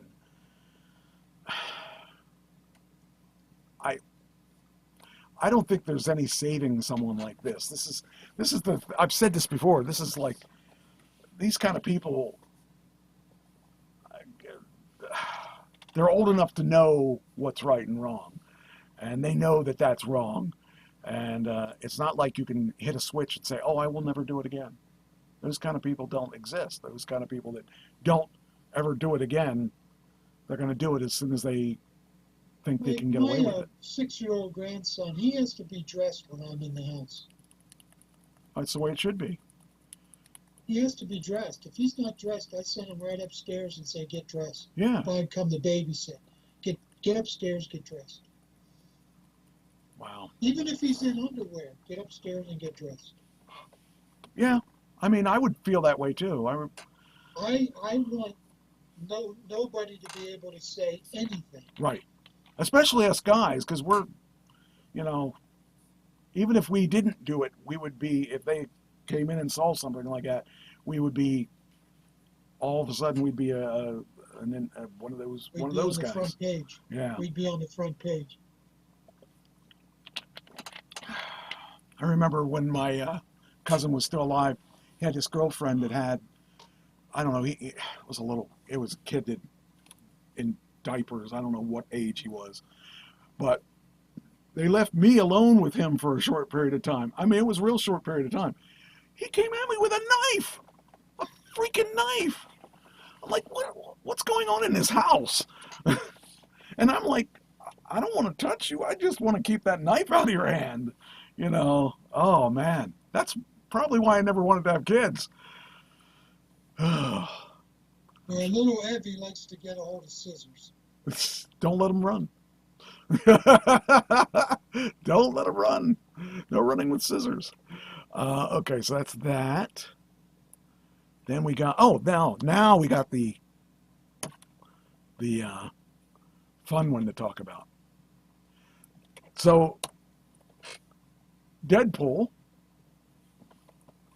this is their second weekend, $97 million. The second weekend. So the first weekend, I believe, what was it? Was almost 300 million, I believe. Almost 300, yeah. It was up there. Yeah. It says here, now, first off, for those of you that don't know, and I don't know why you wouldn't know that Deadpool was released, but it's at 824 million globally, almost $1 billion in 2 weeks. That is unreal. That is just, that doesn't happen. But it apparently does. I love that movie, by the way. I saw that movie this weekend, and it was everything I thought it would be, and more. So what did Christine think? I think she liked it too. She was definitely into it. But the thing is, you got to understand what Deadpool is all about. I mean, it's all about spoofing everything, But this is Wolverine and Deadpool. Both of them have some things in common. Neither one can be killed, and both of them regenerate. So that made it extra interesting. And so it opens up with, she said it was funny. It opens with Deadpool looking for Wolverine. Now, Wolverine, if you watched Logan, he died. But Wolverine can't die, but he died. So you see the beginning of that is Deadpool digging him up, trying to find him. And he was, he was in a grave. Okay, so they made all kinds of funny things. They did a spoof of a bunch of movies. One is they made fun of the timeline, how there's different timelines running simultaneously, and this Deadpool is different from this Deadpool, who is different, but they're all basically the same, but they're really different in lots of ways. She says a grave situation. It made sense because the good guys, no, I can't tell them that because if they didn't see the movie yet. But anyway, so it was just fun because as long as you knew that Deadpool was Deadpool and Deadpool did Deadpool things, and if you saw any of the other Deadpool movies, you're prepared to see this movie. But if you didn't see any of the other movies, then you're expecting Thor or some, whatever it is. By the way, Thor made an appearance in this movie, and so did Fantastic Four, one of the members, Johnny Blaze, I believe it was, and it spoofed Furiosa, which is a Mad Max movie. It spoofed multiple dimensions. It spoofed what? Oh, it made fun of Hugh Jackman. Did that one movie where he sang? I forget whatever it was. It was not a Wolverine movie. It was a musical, and they spoofed that. And he made some comments about, well, we'll just let you sing or something like that. Just they were throwing all kinds of things like that there that just made it even better because that's what the movie's all about. It's just a bunch of spoofs. And one of the funniest things I thought was in the spoof of Mad Max. They were in the desert, and all these. Did you ever see Mad Max? No. Oh, okay. Well, it's an apocalyptic type movie. I know what it is. I just have. So they're in bits and pieces. they're in the desert, and they have those crazy vehicles that they used in that movie type Yes. thing, and but they kind of spoofed those things too. But one of the things that I found that was really funny, and it was kind of hidden in plain sight, it was a big sign that was half buried, and it said 20th Century Fox on it. And also they made fun of I guess Deadpool. No, Wolverine was originally under Fox until Fox was bought by Disney, and apparently he did not have as good of a deal when he was under Fox, and he made a comment about that. Well, at least you got a better deal than you did when you were with Fox. It was just things like that, these inside jokes that probably wouldn't make much sense to a lot of people, and including me, but there were a lot of things that really did. I really loved what they did with the things. At the end, there's a timeline where there are like 100 versions of Deadpool coming out of the timeline into his timeline all at once, and some of them were like little midgets, and some of them were female, and some of them they were every version of him, and some of them didn't have powers, some of them were just him because they didn't have crime in that timeline. I don't know what it was, but it was funny because they had to take out all of those guys by themselves, just the two of them. And, Just the two of them. Just the two of them. It was funny. I mean, the show overall it was just so ridiculous. It was funny. I just loved it. But the fact that they made $824 million on that movie in 2 weeks, that's just insane. It took him probably 4 years to do that movie because he couldn't get. The thing is, Hugh Jackman didn't want to do. He wanted to kill off the Wolverine character. That's why he killed it off, because he wanted to make sure he wasn't going to do any more Wolverine. And here he comes doing this Wolverine movie, and he's wearing this outfit here, which is the yellow outfit that was only in the comic book. And it was funny because at the end he puts on the if you ever saw in the comic book, he had this mask he puts on with wings on the side. He puts that on at the end, and he goes. He's made some kind of comment about that. I don't remember what the comment was, but it was just funny, and I probably will have to watch it again because a movie like that, you can't get everything in one take. But Deadpool made a comment that he is the Marvel's Jesus because he can bring back. Everybody's losing money on their films. Well, he made a ton of money off this film, and even if he gave Hugh Jackman points, which I'm sure he did, they're going to walk away with never having. Well, they probably don't have to work anyway because Ryan Reynolds is the second highest paid guy in Hollywood. Well, he might be the highest paid now because after doing this movie, I'm sure that nobody expected to do this kind of numbers. At least I didn't expect it, but who am I? But I really thought that this was by far my favorite movie in a long time because it was just so stupid. It was great. I loved it. And he's the anti-hero. He doesn't do things by anybody's way except his own. And when he was fighting off all those guys, when he found the skeleton head of Deadpool, he was using it for a weapon against the other guys that were attacking him. It was just stupid but funny. It was just, you know, it was good. But anyway, it says here, Deadpool and Wolverine continue to make box office history, obliterate more records in sophomore outing, zooming to better than expected 97 million domestic. It's the 8th biggest second weekend of all time, the 5th biggest for the MCU title, and 10-day Northern American total of 395.6 million. That's just an unbelievable amount of money to be made on that, on just that. It's getting ready to get membership into the $1 billion club within a matter of days. It may be there now. So it achieved several milestones, making another feather in the mask for star and franchise mastermind Ryan Reynolds.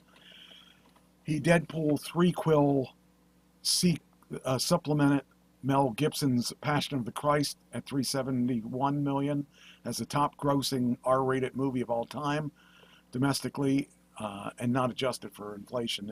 It passed up the entire lifetime runs of both the first two Deadpools, both domestically and globally, after 2 weekends. The domestic Deadpool earnings were 363.1 million for a global, and a total of 782.6 worldwide. The second film's domestic haul was 318.5 million, with a global, with a worldwide total of $735 million. That's just unreal. But hey, we'll see where they take it now, because you know there's going to be a lot of incentive for them to make a fourth movie. So I don't know what they would do with it. They would have to take some time to, maybe I can sell them a script. I've got scripts. There you go. It'll be Mike Trash and Deadpool and Wolverine playing together. Oh. And that blue poor Twisters totally got wiped out with that, because they weren't even close. Oh man. But that's okay. So what do we got next here? Oh, okay. I watched another movie this weekend. It's actually an older movie, and I never heard of this movie. It's called Samaritan. This is a movie that featured Stallone. And I never heard of this movie at all, but it was a pretty good movie. It was him as a superhero, I guess, a retired superhero. And it came out in 2022. And I don't know if it was a real superhero or if they created it just for this, but the idea was he was a superhuman. He basically wanted to not do it anymore, so he just went into regular life and had a job as a garbage man. And this kid got in trouble. There were a bunch of kids beating up on him, and he, saved him from that. And the kid thought he was a superhero. He said, "No, I'm not him." It turns out that he was him. It was pretty good. It was interesting. I found the description of it on Wikipedia, and because I was trying to remember the name of the movie, and I thought I gotta look this up, and I looked it up on Wikipedia for things that Stallone did, and found that this was one of his movies. So it was co-produced by Balboa Productions. So, but it was a pretty good movie. It was dark, but it was still pretty good, and I can't believe that Stallone's making movies still, but that led me to go down the rabbit hole a little bit, and I decided, let's see what Stallone did. And here's his from day one. The first movie he did was 1969. It was called Square Root, and he was an extra. So I can't think of him as an extra, but he was also an extra in Downhill Racer in '69.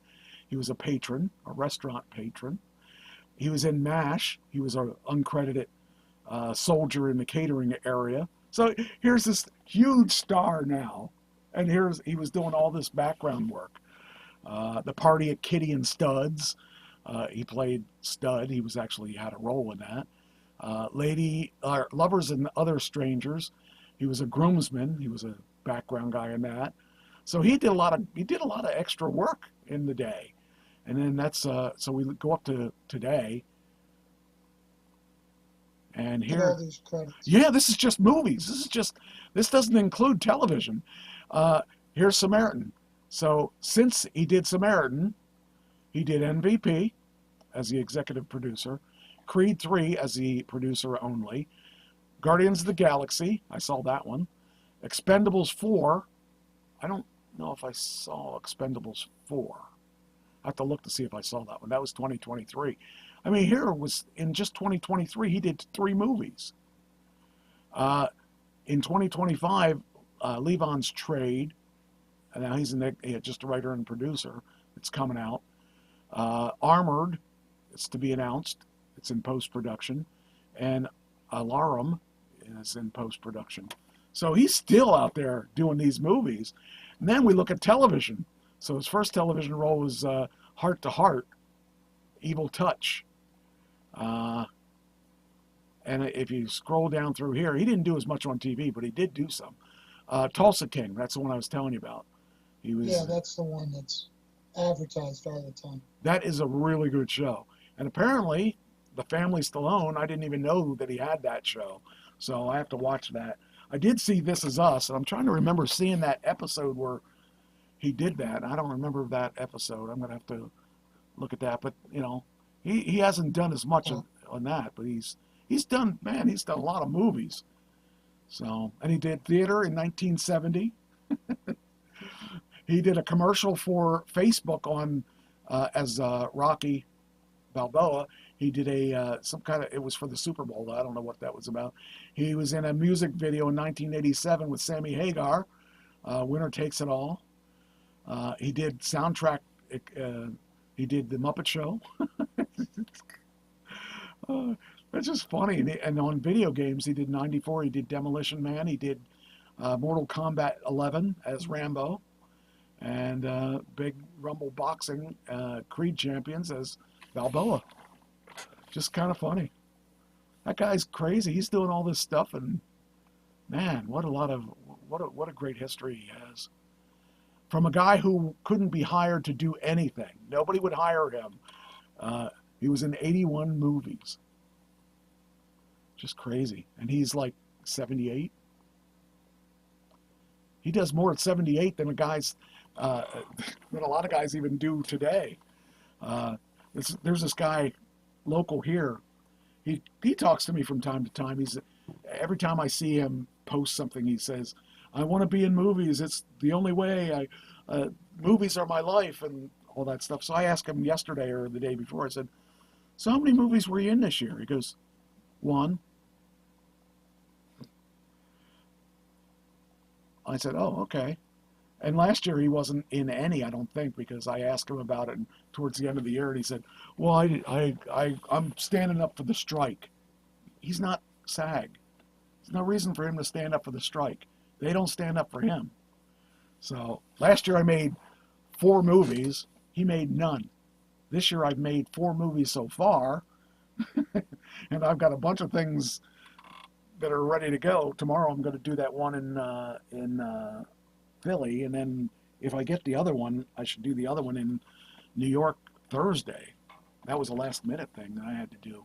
I got up this morning and somebody asked me for an audition. I thought, oh, okay, I'll do that this weekend. And I thought, that'll be cool. I can do it this weekend. And I looked at it and I said, due 8 p.m. I'm like, that's today. They just gave it to me. They're not supposed to do that. They're not supposed to ask you to do an audition the same day. But I still did it. That was fun. I did that, and so now I'm just hoping. Well, if I get it, it's like $400. So, you know, $400 is $400. And tomorrow is supposed to be like $250. So I got a half day in there. So that'll be cool. If I get the one, I'll get 2 of those. This will be a nice week for me. So it'll be kind of You're crazy. living the high life, Mike. Well, I'm living the low end of the high life, the very low end of the high life. So, but I'm having fun and I'm learning a lot and I'm meeting people and I'm networking. And the big goal is let's get my stuff signed because then I'm in control of everything. And one guy offered me a deal, and I'm going to probably turn him down because I don't think he's real. I think he's a scammer. Because I checked with people and nobody knows who he is, and nobody, yeah, he wants money too, and that's a red flag right there, you know. So I'm going to pass on him. He complimented me But that, he has your scripts. yeah, but they're copywritten, so he can't do anything with them. Okay, they're copy. Okay. And the second script I gave him is the best thing I've ever written. I was rolling. It was just me being the character that I wrote for me is a disgruntled old man. But the person that it actually is, partially, is my father. Because I took a lot of things that he would do and put them in the script, and I loved the way it came out. It just came out so good. And I'd like have all these ideas and I got to figure out how to structure them. And it usually takes me a long time to write a script because there's just so many things to do. This one I wrote from beginning to end, from zero. I had nothing up front. I had one idea I was thinking of running, and I ran out of steam after 2 pages. Well, I ended up taking that one idea, and it became, instead of a major idea, it became a minor idea because I wrote the script as it was going, as I could see it playing out in my head. And I just kept, okay, what would he do next? How can we make this script go from 2 pages to 24 pages? And that's kind of, I extended a lot of conversations I would have made quicker, but by extending them, it made depth in the character. And I learned a lot from doing this way. So that's not the way I would normally do it, and I don't think anybody would do it the way I did it, because it's just not easy to put those in a straight line and just say, oh, this is how it goes. But it just came out so well. I was so happy about the end of it. So yeah, I mean, if you get a series, chances are you're going to have a writing team, so that would be a little bit easier. But to do it on my own like that in 2 days, that was pretty cool. Because at the end of the first day, I thought, oh man, I'm up to page 12 or 10, and I still got a long way to go, and I'm running out of ideas, and I slept on it, and it just generically happened. So I don't know if I could do that on a regular basis. That's a lot of work. That's a lot of trying to be creative all like that. Oh, look who's here. It's a dog. Oh, look who's here. It's another dog. They were gone for 15 minutes. She brought down a football too. Now they're going to fight over the football.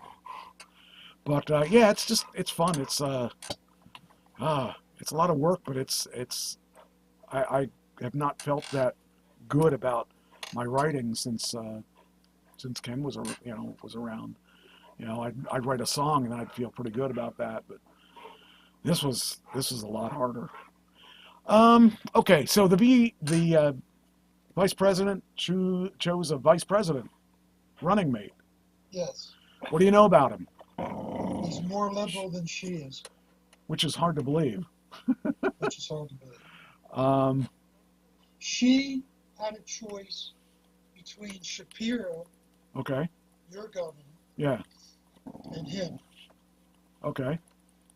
And her progressive lobby, the anti-Israel lobby, went nuts because Shapiro's a Jew Okay. and he was pro-Israel. Okay. And so her base, which is anti-Israel,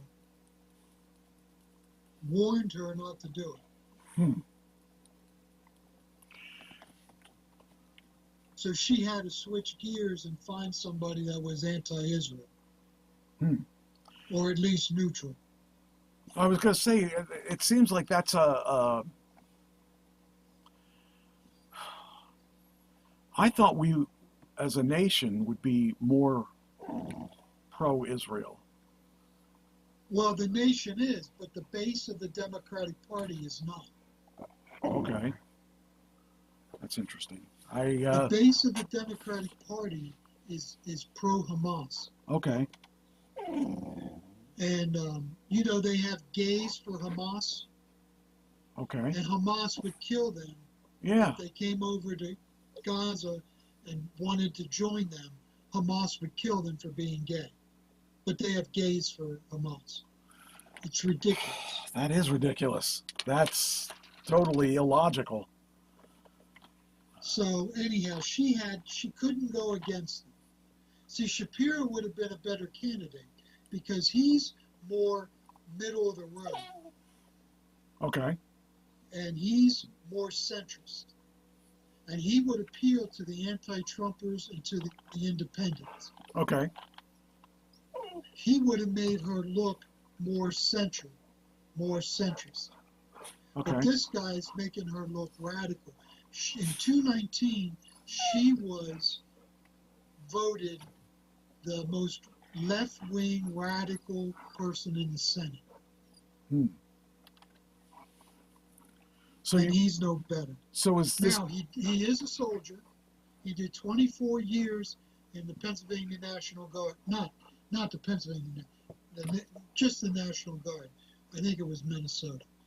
And he deployed, and he came out as a command sergeant major, which is a very high rank of enlisted men. okay? So he was a professional soldier, which Wow. is to his credit. And he, his background is working class and farmers. Okay. So he's good there. But he is radically abortion. He's radical. He's just so radical on other things. He's the one that called Trumpites, mega people, weird. Hmm. Do you remember they came out with this thing they used for a while that MAGA people are just weird? Okay. He stumped for Kamala, and he did the best out of everyone that's out there stumping for him. That's why he got the gig. So, do you think he's going to help or hurt her? He'll make sure that he gets his state, and he may affect 2 neighboring states. But you don't elect anybody on the vice president. Right. I mean, that's Trump even said that at one of the things, like in Chicago, he said that because they said, about your running mate, and he says, well, it doesn't really matter who the running mate is because the vice president doesn't get you elected or not. So, I mean, I've read things that said that she's gaining traction. She is. It's a virtual tie nationwide. Wow. And the Trump camp is worried because she's a fresh face, and to people, not to people who follow politics, but most people don't follow politics. Right. And she's a fresh face, and she's African American, and she's a woman, and that carries a lot of weight. This is going to be an interesting year. I can tell we're headed for something. I don't know what, but we're headed for Now, something. she hasn't debated yet, Yeah, that's coming up real soon. and the Trump people haven't attacked her too much yet.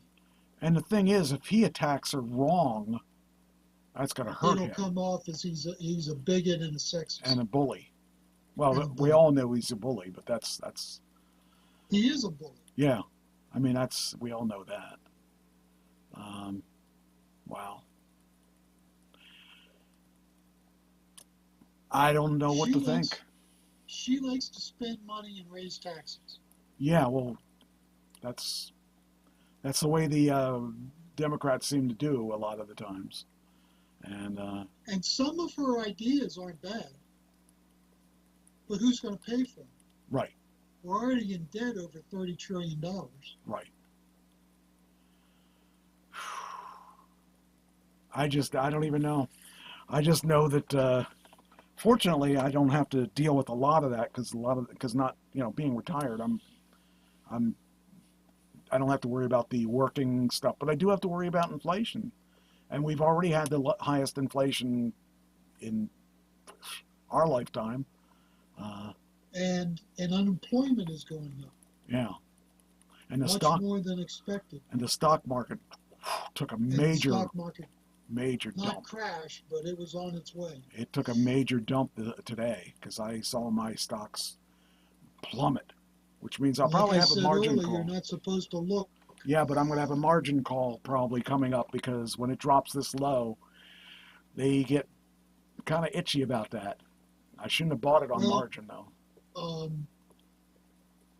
Bill O'Reilly said, I forget when I listened to him, it's been a while, but he said he has a 20% stop on all of his investments. If they drop 20%, it's an automatic sell. He doesn't have to know about it. He doesn't have to approve it. It's just an automatic sell when it drops 20. And I think that's what's going on right now. dropped 12. Because there's a lot of people that just, I would imagine, I want to buy more stock because it's so low right now. Well, this is a buyer's market. Yeah, and yet I don't want to buy it because last time they did this to me, they forced me to sell some because I didn't put money in when they called my margin on it, and I lost some stocks because I didn't move quick enough. I was off by 1 day, and I should have put the money in. But I don't know. Maybe if I bought it back now that it's dropped, that might make a difference. But that was a couple of years ago. But I really want to buy more stock because I know this is going back up eventually. Because these companies aren't going away. The companies that I They're own. going away, and the stock market over time is Right. the best investment out. Right. And this company, I've made money hand over fist a couple times, and it would be smart probably to buy some, but I don't know if we hit the bottom yet. And I'm afraid I don't want to buy too early, but I don't know. I want to see it go back up quicker. I got nervous when I saw the number today. I was like, whoa, what happened here? Because I don't check every day. I really don't. I just because I don't. Yeah, I just happen to look at it, but I don't look at it every day because it's basically it's stock with Tesla. Tesla's not going anywhere, and they've got a lot of investments. And they got a lot of things coming out that are going to bounce them back up. So I'm not worried about it long term. Long term is, I always think about it long term. Tesla took a hit, just like everything else took a hit, because people panicked. Right. And we didn't hit the numbers that they were expecting. But you know what? We still hit, every car manufacturers didn't hit their numbers. And they were off by, I want to say 7% or some number like that. But it was really not that big a deal because they're refreshing some of their cars. And they're coming out with some new stuff next year. So it's all going to go back up. It's just, people don't have disposable income anymore. Yeah. They're keeping their cars. And I'm not buying a new car. My payments are done in September, and I'm not buying a new car. I could. Yeah. I should. Right? Mine's a 2015. I should be getting a new car. Right? But I don't because I don't have the disposable income I used to. Right. And me, I'm paying a lot of money for my Tesla because the lease. And I could probably, my lease is coming up 23. My lease is up next year. So I could buy it, which I'm thinking about buying it because I really like that car. But I want to see what happens with the new batteries. If the new batteries give a tremendous difference in mileage, I want the new car. You're going to want a new one. And they're talking about refreshing the cheaper ones, the Y and well, they just redid the Model 3, and they're coming out with a Model 2 next year, which will be a robo-taxi basically. So that's not really what I want. If I were to get one, it would be a Y or an X. And I'd like to get, I wouldn't mind having an S, but that car sits too low. I don't really want, I can't, I'm too old to get down that low every time I want to drive.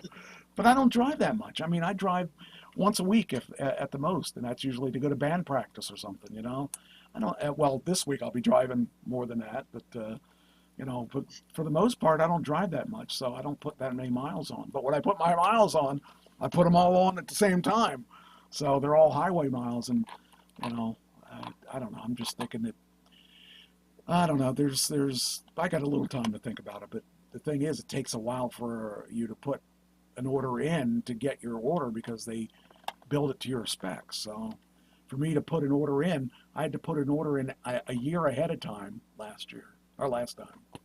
And this time I'm thinking it's going to be probably about the same. They'll start bugging me probably in another month or two to put my order in because my lease is up the next year.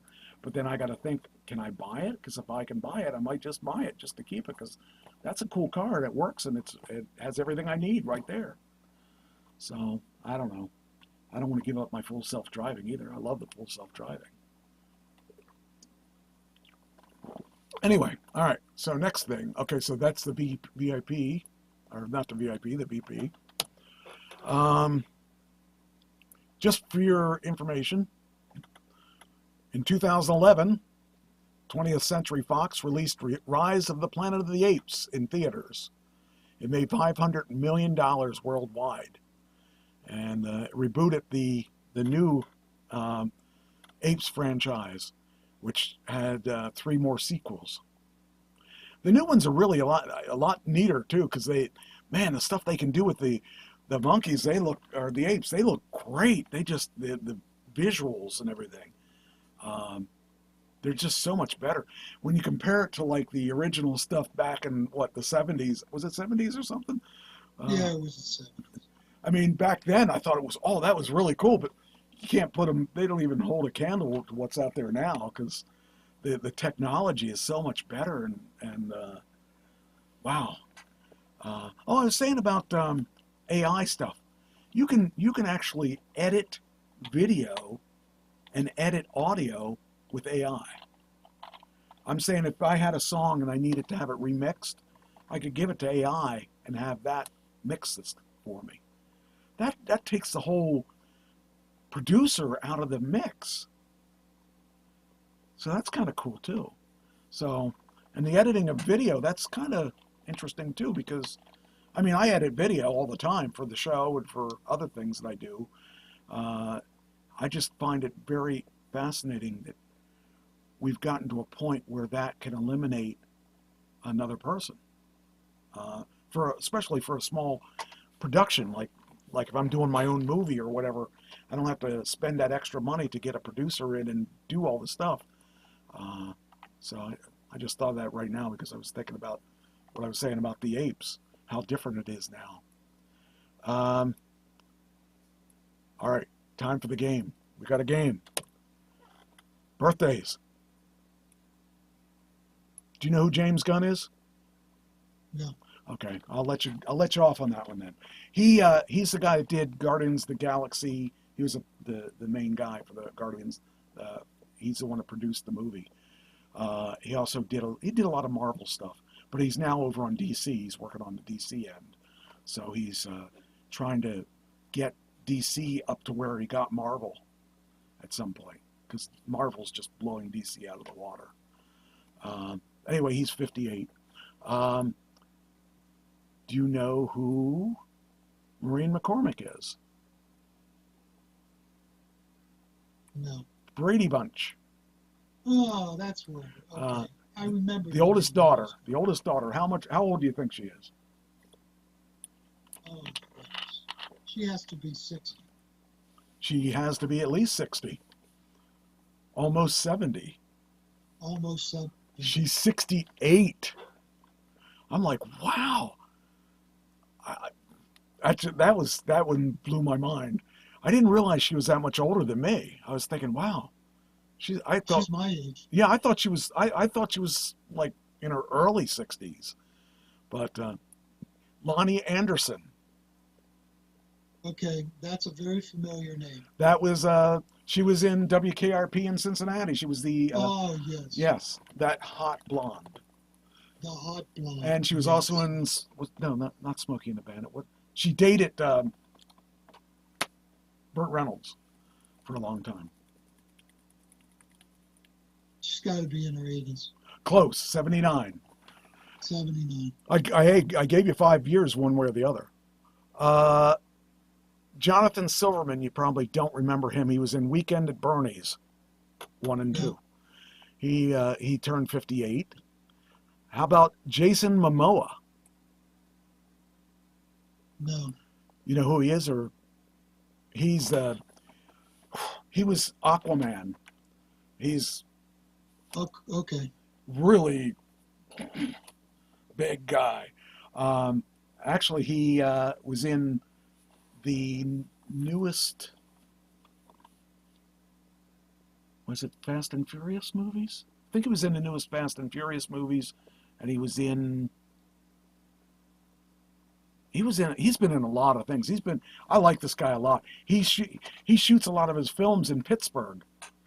So I think that's funny. Pittsburgh. Yeah, I had a chance to be in one of his movies as a background guy with a car till they found out my car was red. Then they wouldn't let me be in it. They have this thing against red cars. Anyway, Jason Momoa is 45. And who is this one? Oh, you probably don't know this guy because you probably didn't watch Breaking Bad. Correct. There's a guy, his name is Giancarlo Giannini. And he's actually got a show on AMC called The Driver. He's an ex-con who has a limo service or a taxi service or something. Anyway, he's 82, which he looks really good for 82. He doesn't look like he should. And the part he played on Breaking Bad was awesome. He had a chicken franchise like Popeyes called Los Polos something. Anyway, he was really nice in that, you go in there with a problem and he'd be very professional and very caring and would do anything he could to help you. Oh, hey, Mitch, how you doing? What's that say? Oh, wait, Mitch has been talking to me and I didn't see anything. 70. Oh, he was guessing. He was guessing ages. Does the commercials for T-Mobile? Oh yeah. The guy that does the T-Mobile commercials comes dancing out of his house and stuff. Is Jason Momoa? I forgot about that. Yeah. I just ignored you. Sorry about that. Anyway, so this guy owned the Los Polos chicken place, and he was as nice as can be when he was helping customer service and all that. But he was actually the main drug dealer in one of the whole guys running the drug cartel on this side. And he was vicious as could be. You never saw that part when he was in the chicken place. It was really funny. Last one, Tempest Bledsoe. Cosby Show, the youngest black daughter. The youngest daughter. Okay, youngest daughter. Gotta be. What was the show again? Cosby Show. The Cosby Show. She was the youngest. The youngest. I was in the 70s. She has to be 60. Oh, believe it or not, she was 51. 51. But I can't even envision her as 51, so I'm still thinking she was like 15, and even though that was like 50 years ago or whatever. It was horrible. This year in history, Neil Armstrong was born in 1930. Marilyn Monroe found dead in her Los Angeles home in 1962. The U.S., UK, and the Soviet Union signed a nuclear treaty, test ban treaty in 1963. Nobel Prize winning author Toni Morrison dies in 2019. So, here's some more. We didn't. I don't think I think I said this off the air. Lucille Ball was born today in 1911. 1911. Andy Warhol, 1928. You said about this to me, not on the air, but you were saying about the little boy atomic bomb dropped on Hiroshima, killing more than 70,000 people, was 1945. Michelle Yeoh is 1962, or Yeoh, I think. I'm trying to think who she is. I should know her. I know I should know her. And Voting Rights Act signed in 1965. Curiosity rover lands on Mars, 2012. So, yeah, some definite things that are important in our time. Okay, so we're done with that section. Now we're on to the main show. The main show is the show is almost over.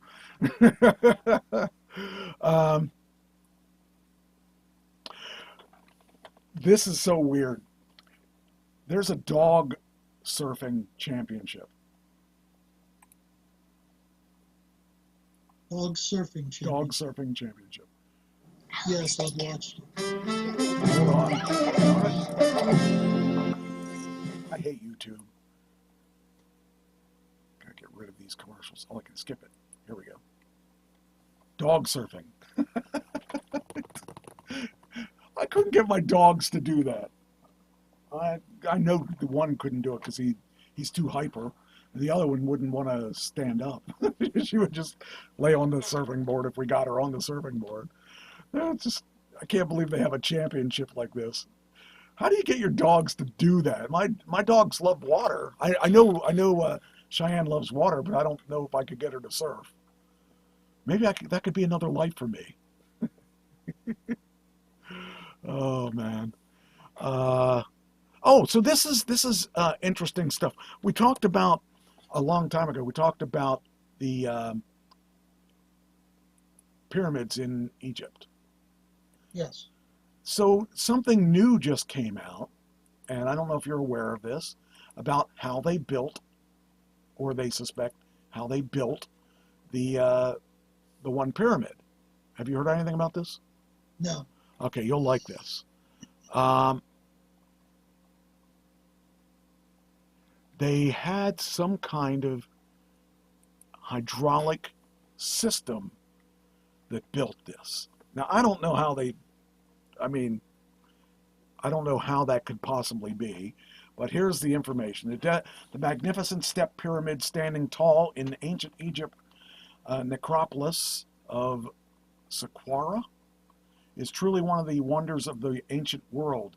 Erected some 4,500 years ago, the tomb of the pharaoh Djoser is the earliest known example of Egypt's colossal stone and structures. A monument not just to the king, but to the engineering ingenuity of the people who inhabited the land thousands of years ago.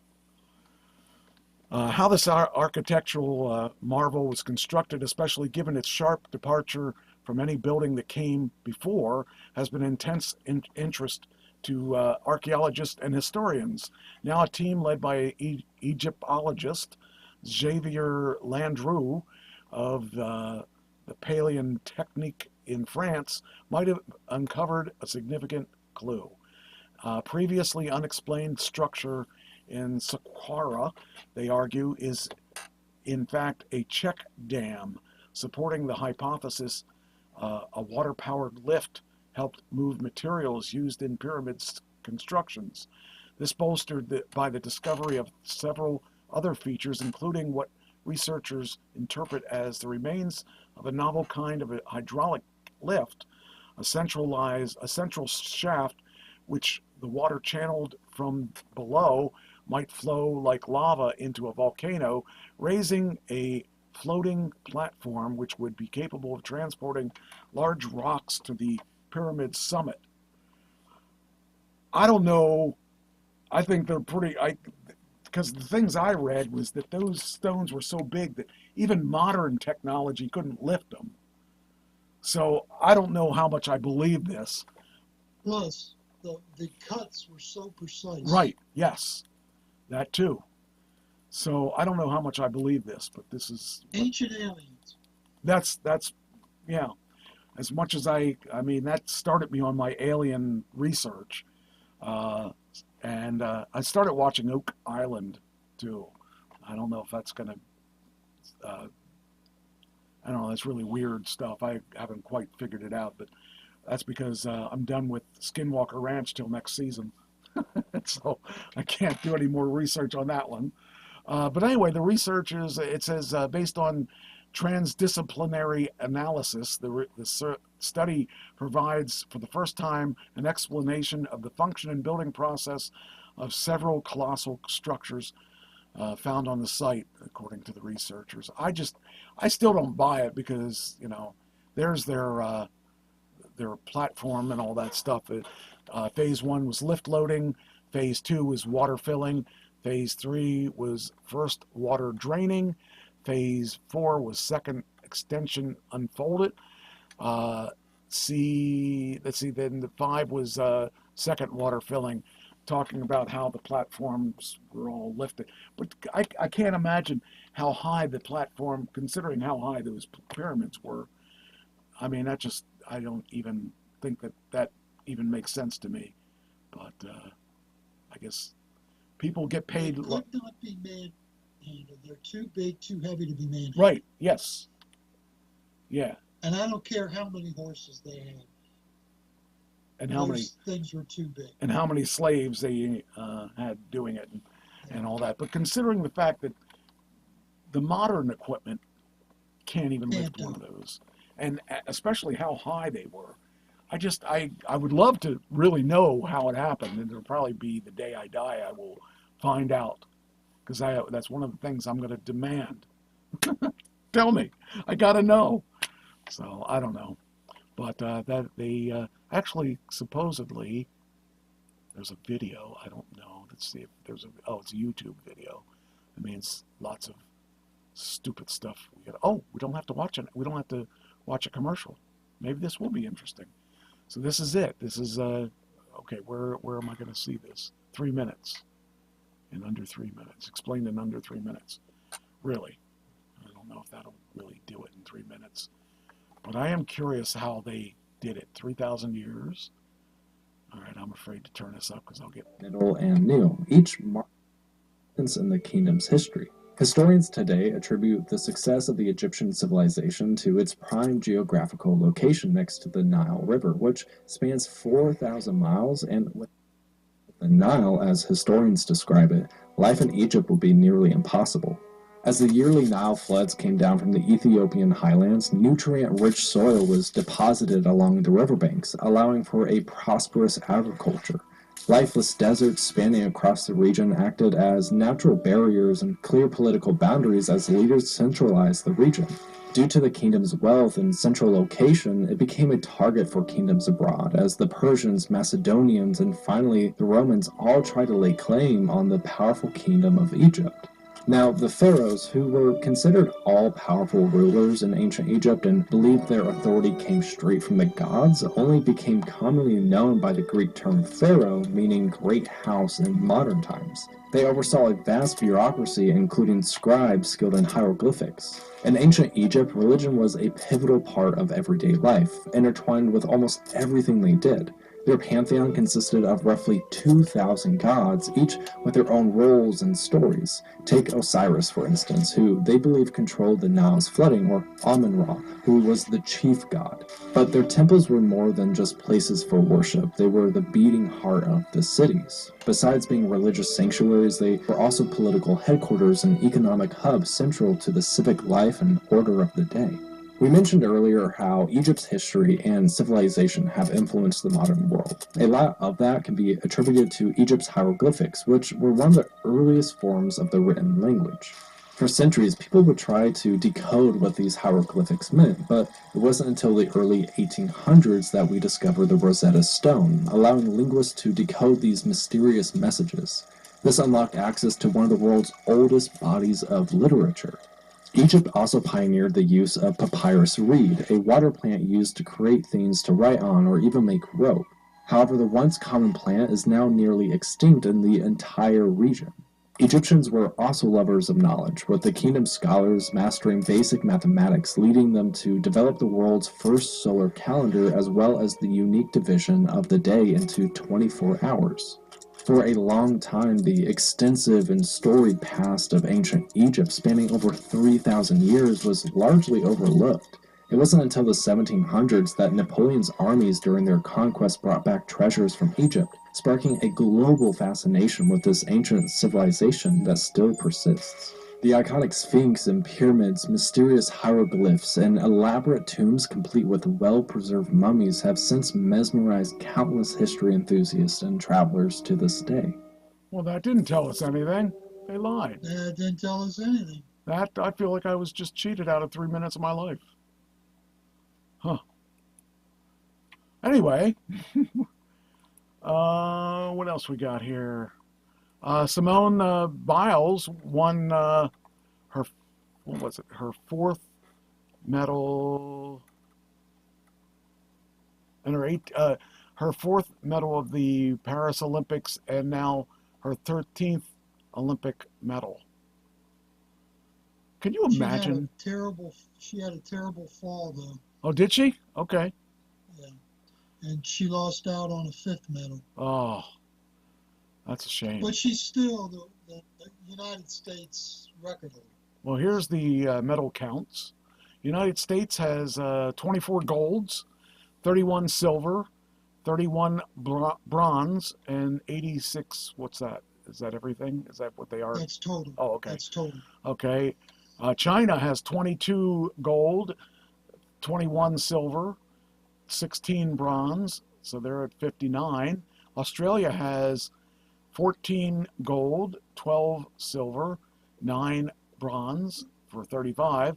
France has, okay, so there's nobody, I guess this is in order. Okay, so it looks like we're dominating as I would expect. Us and China.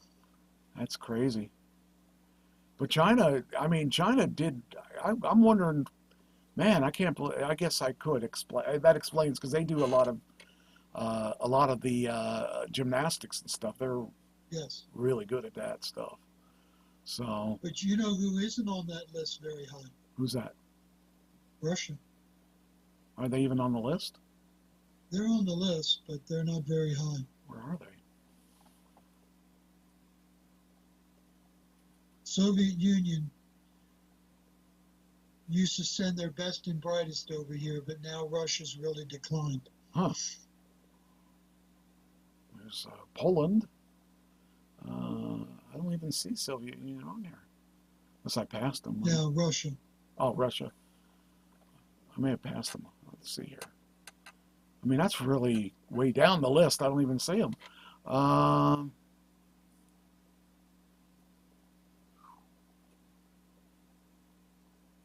They're not on the first 14. Why is it? Why it goes from? Oh, okay, 14 and 14. They're equal on that, so that's why there's a 16. Romania, where are we at here? I can't imagine like Israel and them guys while they're at war are putting out, you know. Well, a couple of Olympians wouldn't shake hands with the Israelis. And one guy said, Allah Akbar to the Israeli contestant. Wow. They're hated by everybody. Who is Israel? Israel. Really? Jews. Wow. Why? After all these years?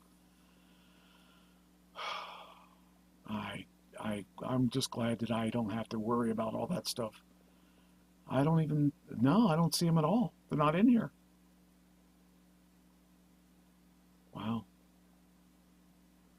Well, anyway, that's guess we're kicking butt. That's taking names. I don't even know if we're taking names. Google loses an antitrust suit. Found that interesting. Yeah, but it's by a lower court. There's a lot of courts left to go through. Well, I think that the whole thing is like they They have 90% of the traffic. and the thing that I was seeing as their complaint was that they paid $26.3 billion in 2021 to maintain search engine dominance. Okay, they still have the best search engine. That's the one I use. I don't have a problem with it. I mean, personally, they didn't pay me any money, but you can. Yeah, but platform. Okay. Like Trump, when he had assassination, you could not get anything other than Kamala Harris's reaction to the Okay. assassination. Mm, Why was that? good point.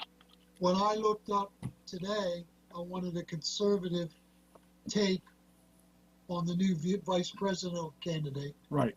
I had to go to page 5 to get a conservative reaction to it. Wow. It was there, but it was on page 5. I guess I can understand that. I mean, I Most think, of Google is fine. yeah, I was going to say, I kind of feel that being a service like that, you have to be middle of the road. And it's just, I do understand that. The thing I don't understand is, I mean, they do, overall, I like their search engine better than others, you know. It's the best in the world. You know, I don't have a problem with their search engine in that respect. However, when you tell me things like that, it makes me double think that, because you're not, you know, it's a shame that that one web page that I get news from, 1440 or whatever it is, they should Yeah, have that's a search engine. That would be cool, because they're right down the middle of their line. They're not on either side. They're just boom. That's what we need. And that's what I do. I have middle of the road news. Right. But that's well, they lost that antitrust suit right now, so I don't know what's going to happen. But they're with going to that, appeal. Yeah, I would imagine that would be crazy if they didn't. Because this is going to cost them big money if they keep losing. Yeah, and they'll no longer be top 7. that number there. Jeez, just crazy. You know what? Do you want to see that video I told you about, the one I did today? Yeah, do that. Yeah, because I mean, you guys, I just basically got an audition request today, and I just like, that's unusual to get one, and they give you one day, not even a whole day. They sent it to me at 8 in the morning. It was due 8 tonight, and by the time I got it, I was working on other things. I was working on my listings. Then I ran across this thing, and I thought, oh, what's this? And I'm used to getting listings, and they give you, they're supposed to give you a week now, according to the new things that SAG-AFTRA put out. You're supposed to get a week. Before, they used to give you 3 days. The fact that I only got 12 hours, and I only saw it like at 2 in the afternoon, or 1 in the afternoon, that's a little running too close to the thing for me. But you know, what can I do? I mean, they needed it. They need it because Thursday they're shooting, and that must mean somebody dropped out, which would up my stakes a little bit better. You know, they're going to actually pay me because it's a last minute thing. I'm actually going to probably have a better chance of getting that role. And that role is pretty good. The role looks interesting. It looks like it'll be a fun role. So I thought I put it in here. Where's it at? Well, maybe I can't do it. Hold on. What happened? Oh, that's pick of the day. It's not pick of the day. There it is. Okay. So this role is for a commercial for Lovesac. And to me, that sounds kind of obscene. But It might not be. I don't think it is. It's actually a living room suite you can customize to your. They give you all the pieces. You can put them in any order and all that stuff. I didn't know what it was until I actually read the script there, and I was trying to think of something different to do, and so the theme is I'm sitting on this love sack watching sports. So I wore my referee shirt, and the sound is awful on this because they did it. I didn't have any time to do this. I had to get this done. And I didn't realize the sound was that bad till the sound with me is okay. My reader, it's got a lot of noise with the reader because I cranked the volume a little bit. But anyway, this is just a short commercial. This is the best way I'll say it. So here you go. I got to make sure the volume is on. Guess we'll find out when oh, good. Classic White Trash from Dauphin, Pennsylvania, and I'm reading for the part of the older man. Yeah, the older man is the name. So the guy's walking behind me, keeps walking behind me, pacing back and forth.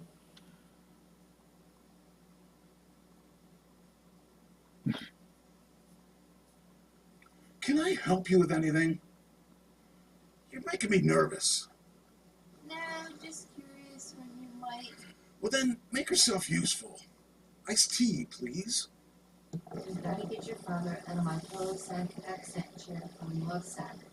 I would let him try it. It's the most comfortable chair on the planet. I've even bought it for Try it out. It's been 4 hours and it's my chair. Hey! Can the two of you's chatterboxes take it elsewhere? I'm trying to watch the game. No! No! No! Run! Run!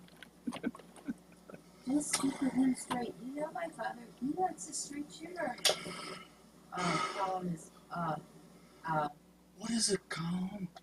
I was just thinking, maybe it's time for you to move over to the couch over there, which is also a love sack. Very comfortable, rearrangeable, changeable, you know, so I can have my pillow sack accent chair back. How dare you? Imply that I've overstayed my welcome? How very dare you? Oh, Colin, what did you do? I told you not to marry this schmuck. I told you. That was it. It's just, it's just stupid little commercial that if I get that, that's all I got to do. If I get that, that's what my $400 would be for. Just that. All I have is a couple lines, and it's just, if you could hear the whole thing, I don't know if you heard the other parts, but it was really, No, it was hard it to was hear. really noisy. And I wrote to him, I'm sorry that the mix is really bad. They just didn't give me enough time to do it the way I would do it. I would do it, make sure that everything was heard correctly, but that didn't work out so well. And it's frustrating I hate the idea that I'm just hoping that my acting was enough to keep them interested.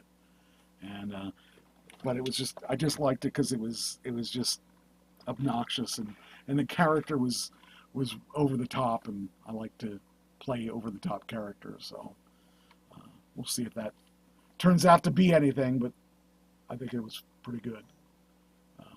And I hope they thought it was pretty good. But if they didn't, I don't have to drive 3 hours to get it then, and could see what happens. But I just that's the thing I like about the acting, is that it can be anything, virtually anything. It could be a commercial. Commercials usually pay pretty good, but some of the ones I apply for, they pay a couple $1,000 for a commercial. The one I applied for today, they wanted a father-daughter commercial. And obviously I don't have any kids, but I have a friend that is half my age, and she would be a good daughter. So I applied for her and we'll see if they take it. That's in New York too. But yeah, it's kind of neat. But Well, it's about that time. yeah, I was just going to say it. Just looked at the clock and it said 10:01. So, I appreciate you guys for listening in and hanging out, and hope you had a good time. And next week, we'll have some pretty cool stuff. I don't know what. I never know till the day of the show, because the things that come in last minute, I try to put that up. But I also look for really weird and off-the-wall stuff, too. So, and hopefully next week I'll actually have band footage, music that'll sound clear and clean and not distorted. That came out distorted. I don't know why that was distorted on there, because when I listened to it upstairs, it sounded different. So, anyway, and anything else you want to say? Goodbye, everybody. Well, that's sums everything up. All right, talk to you next week.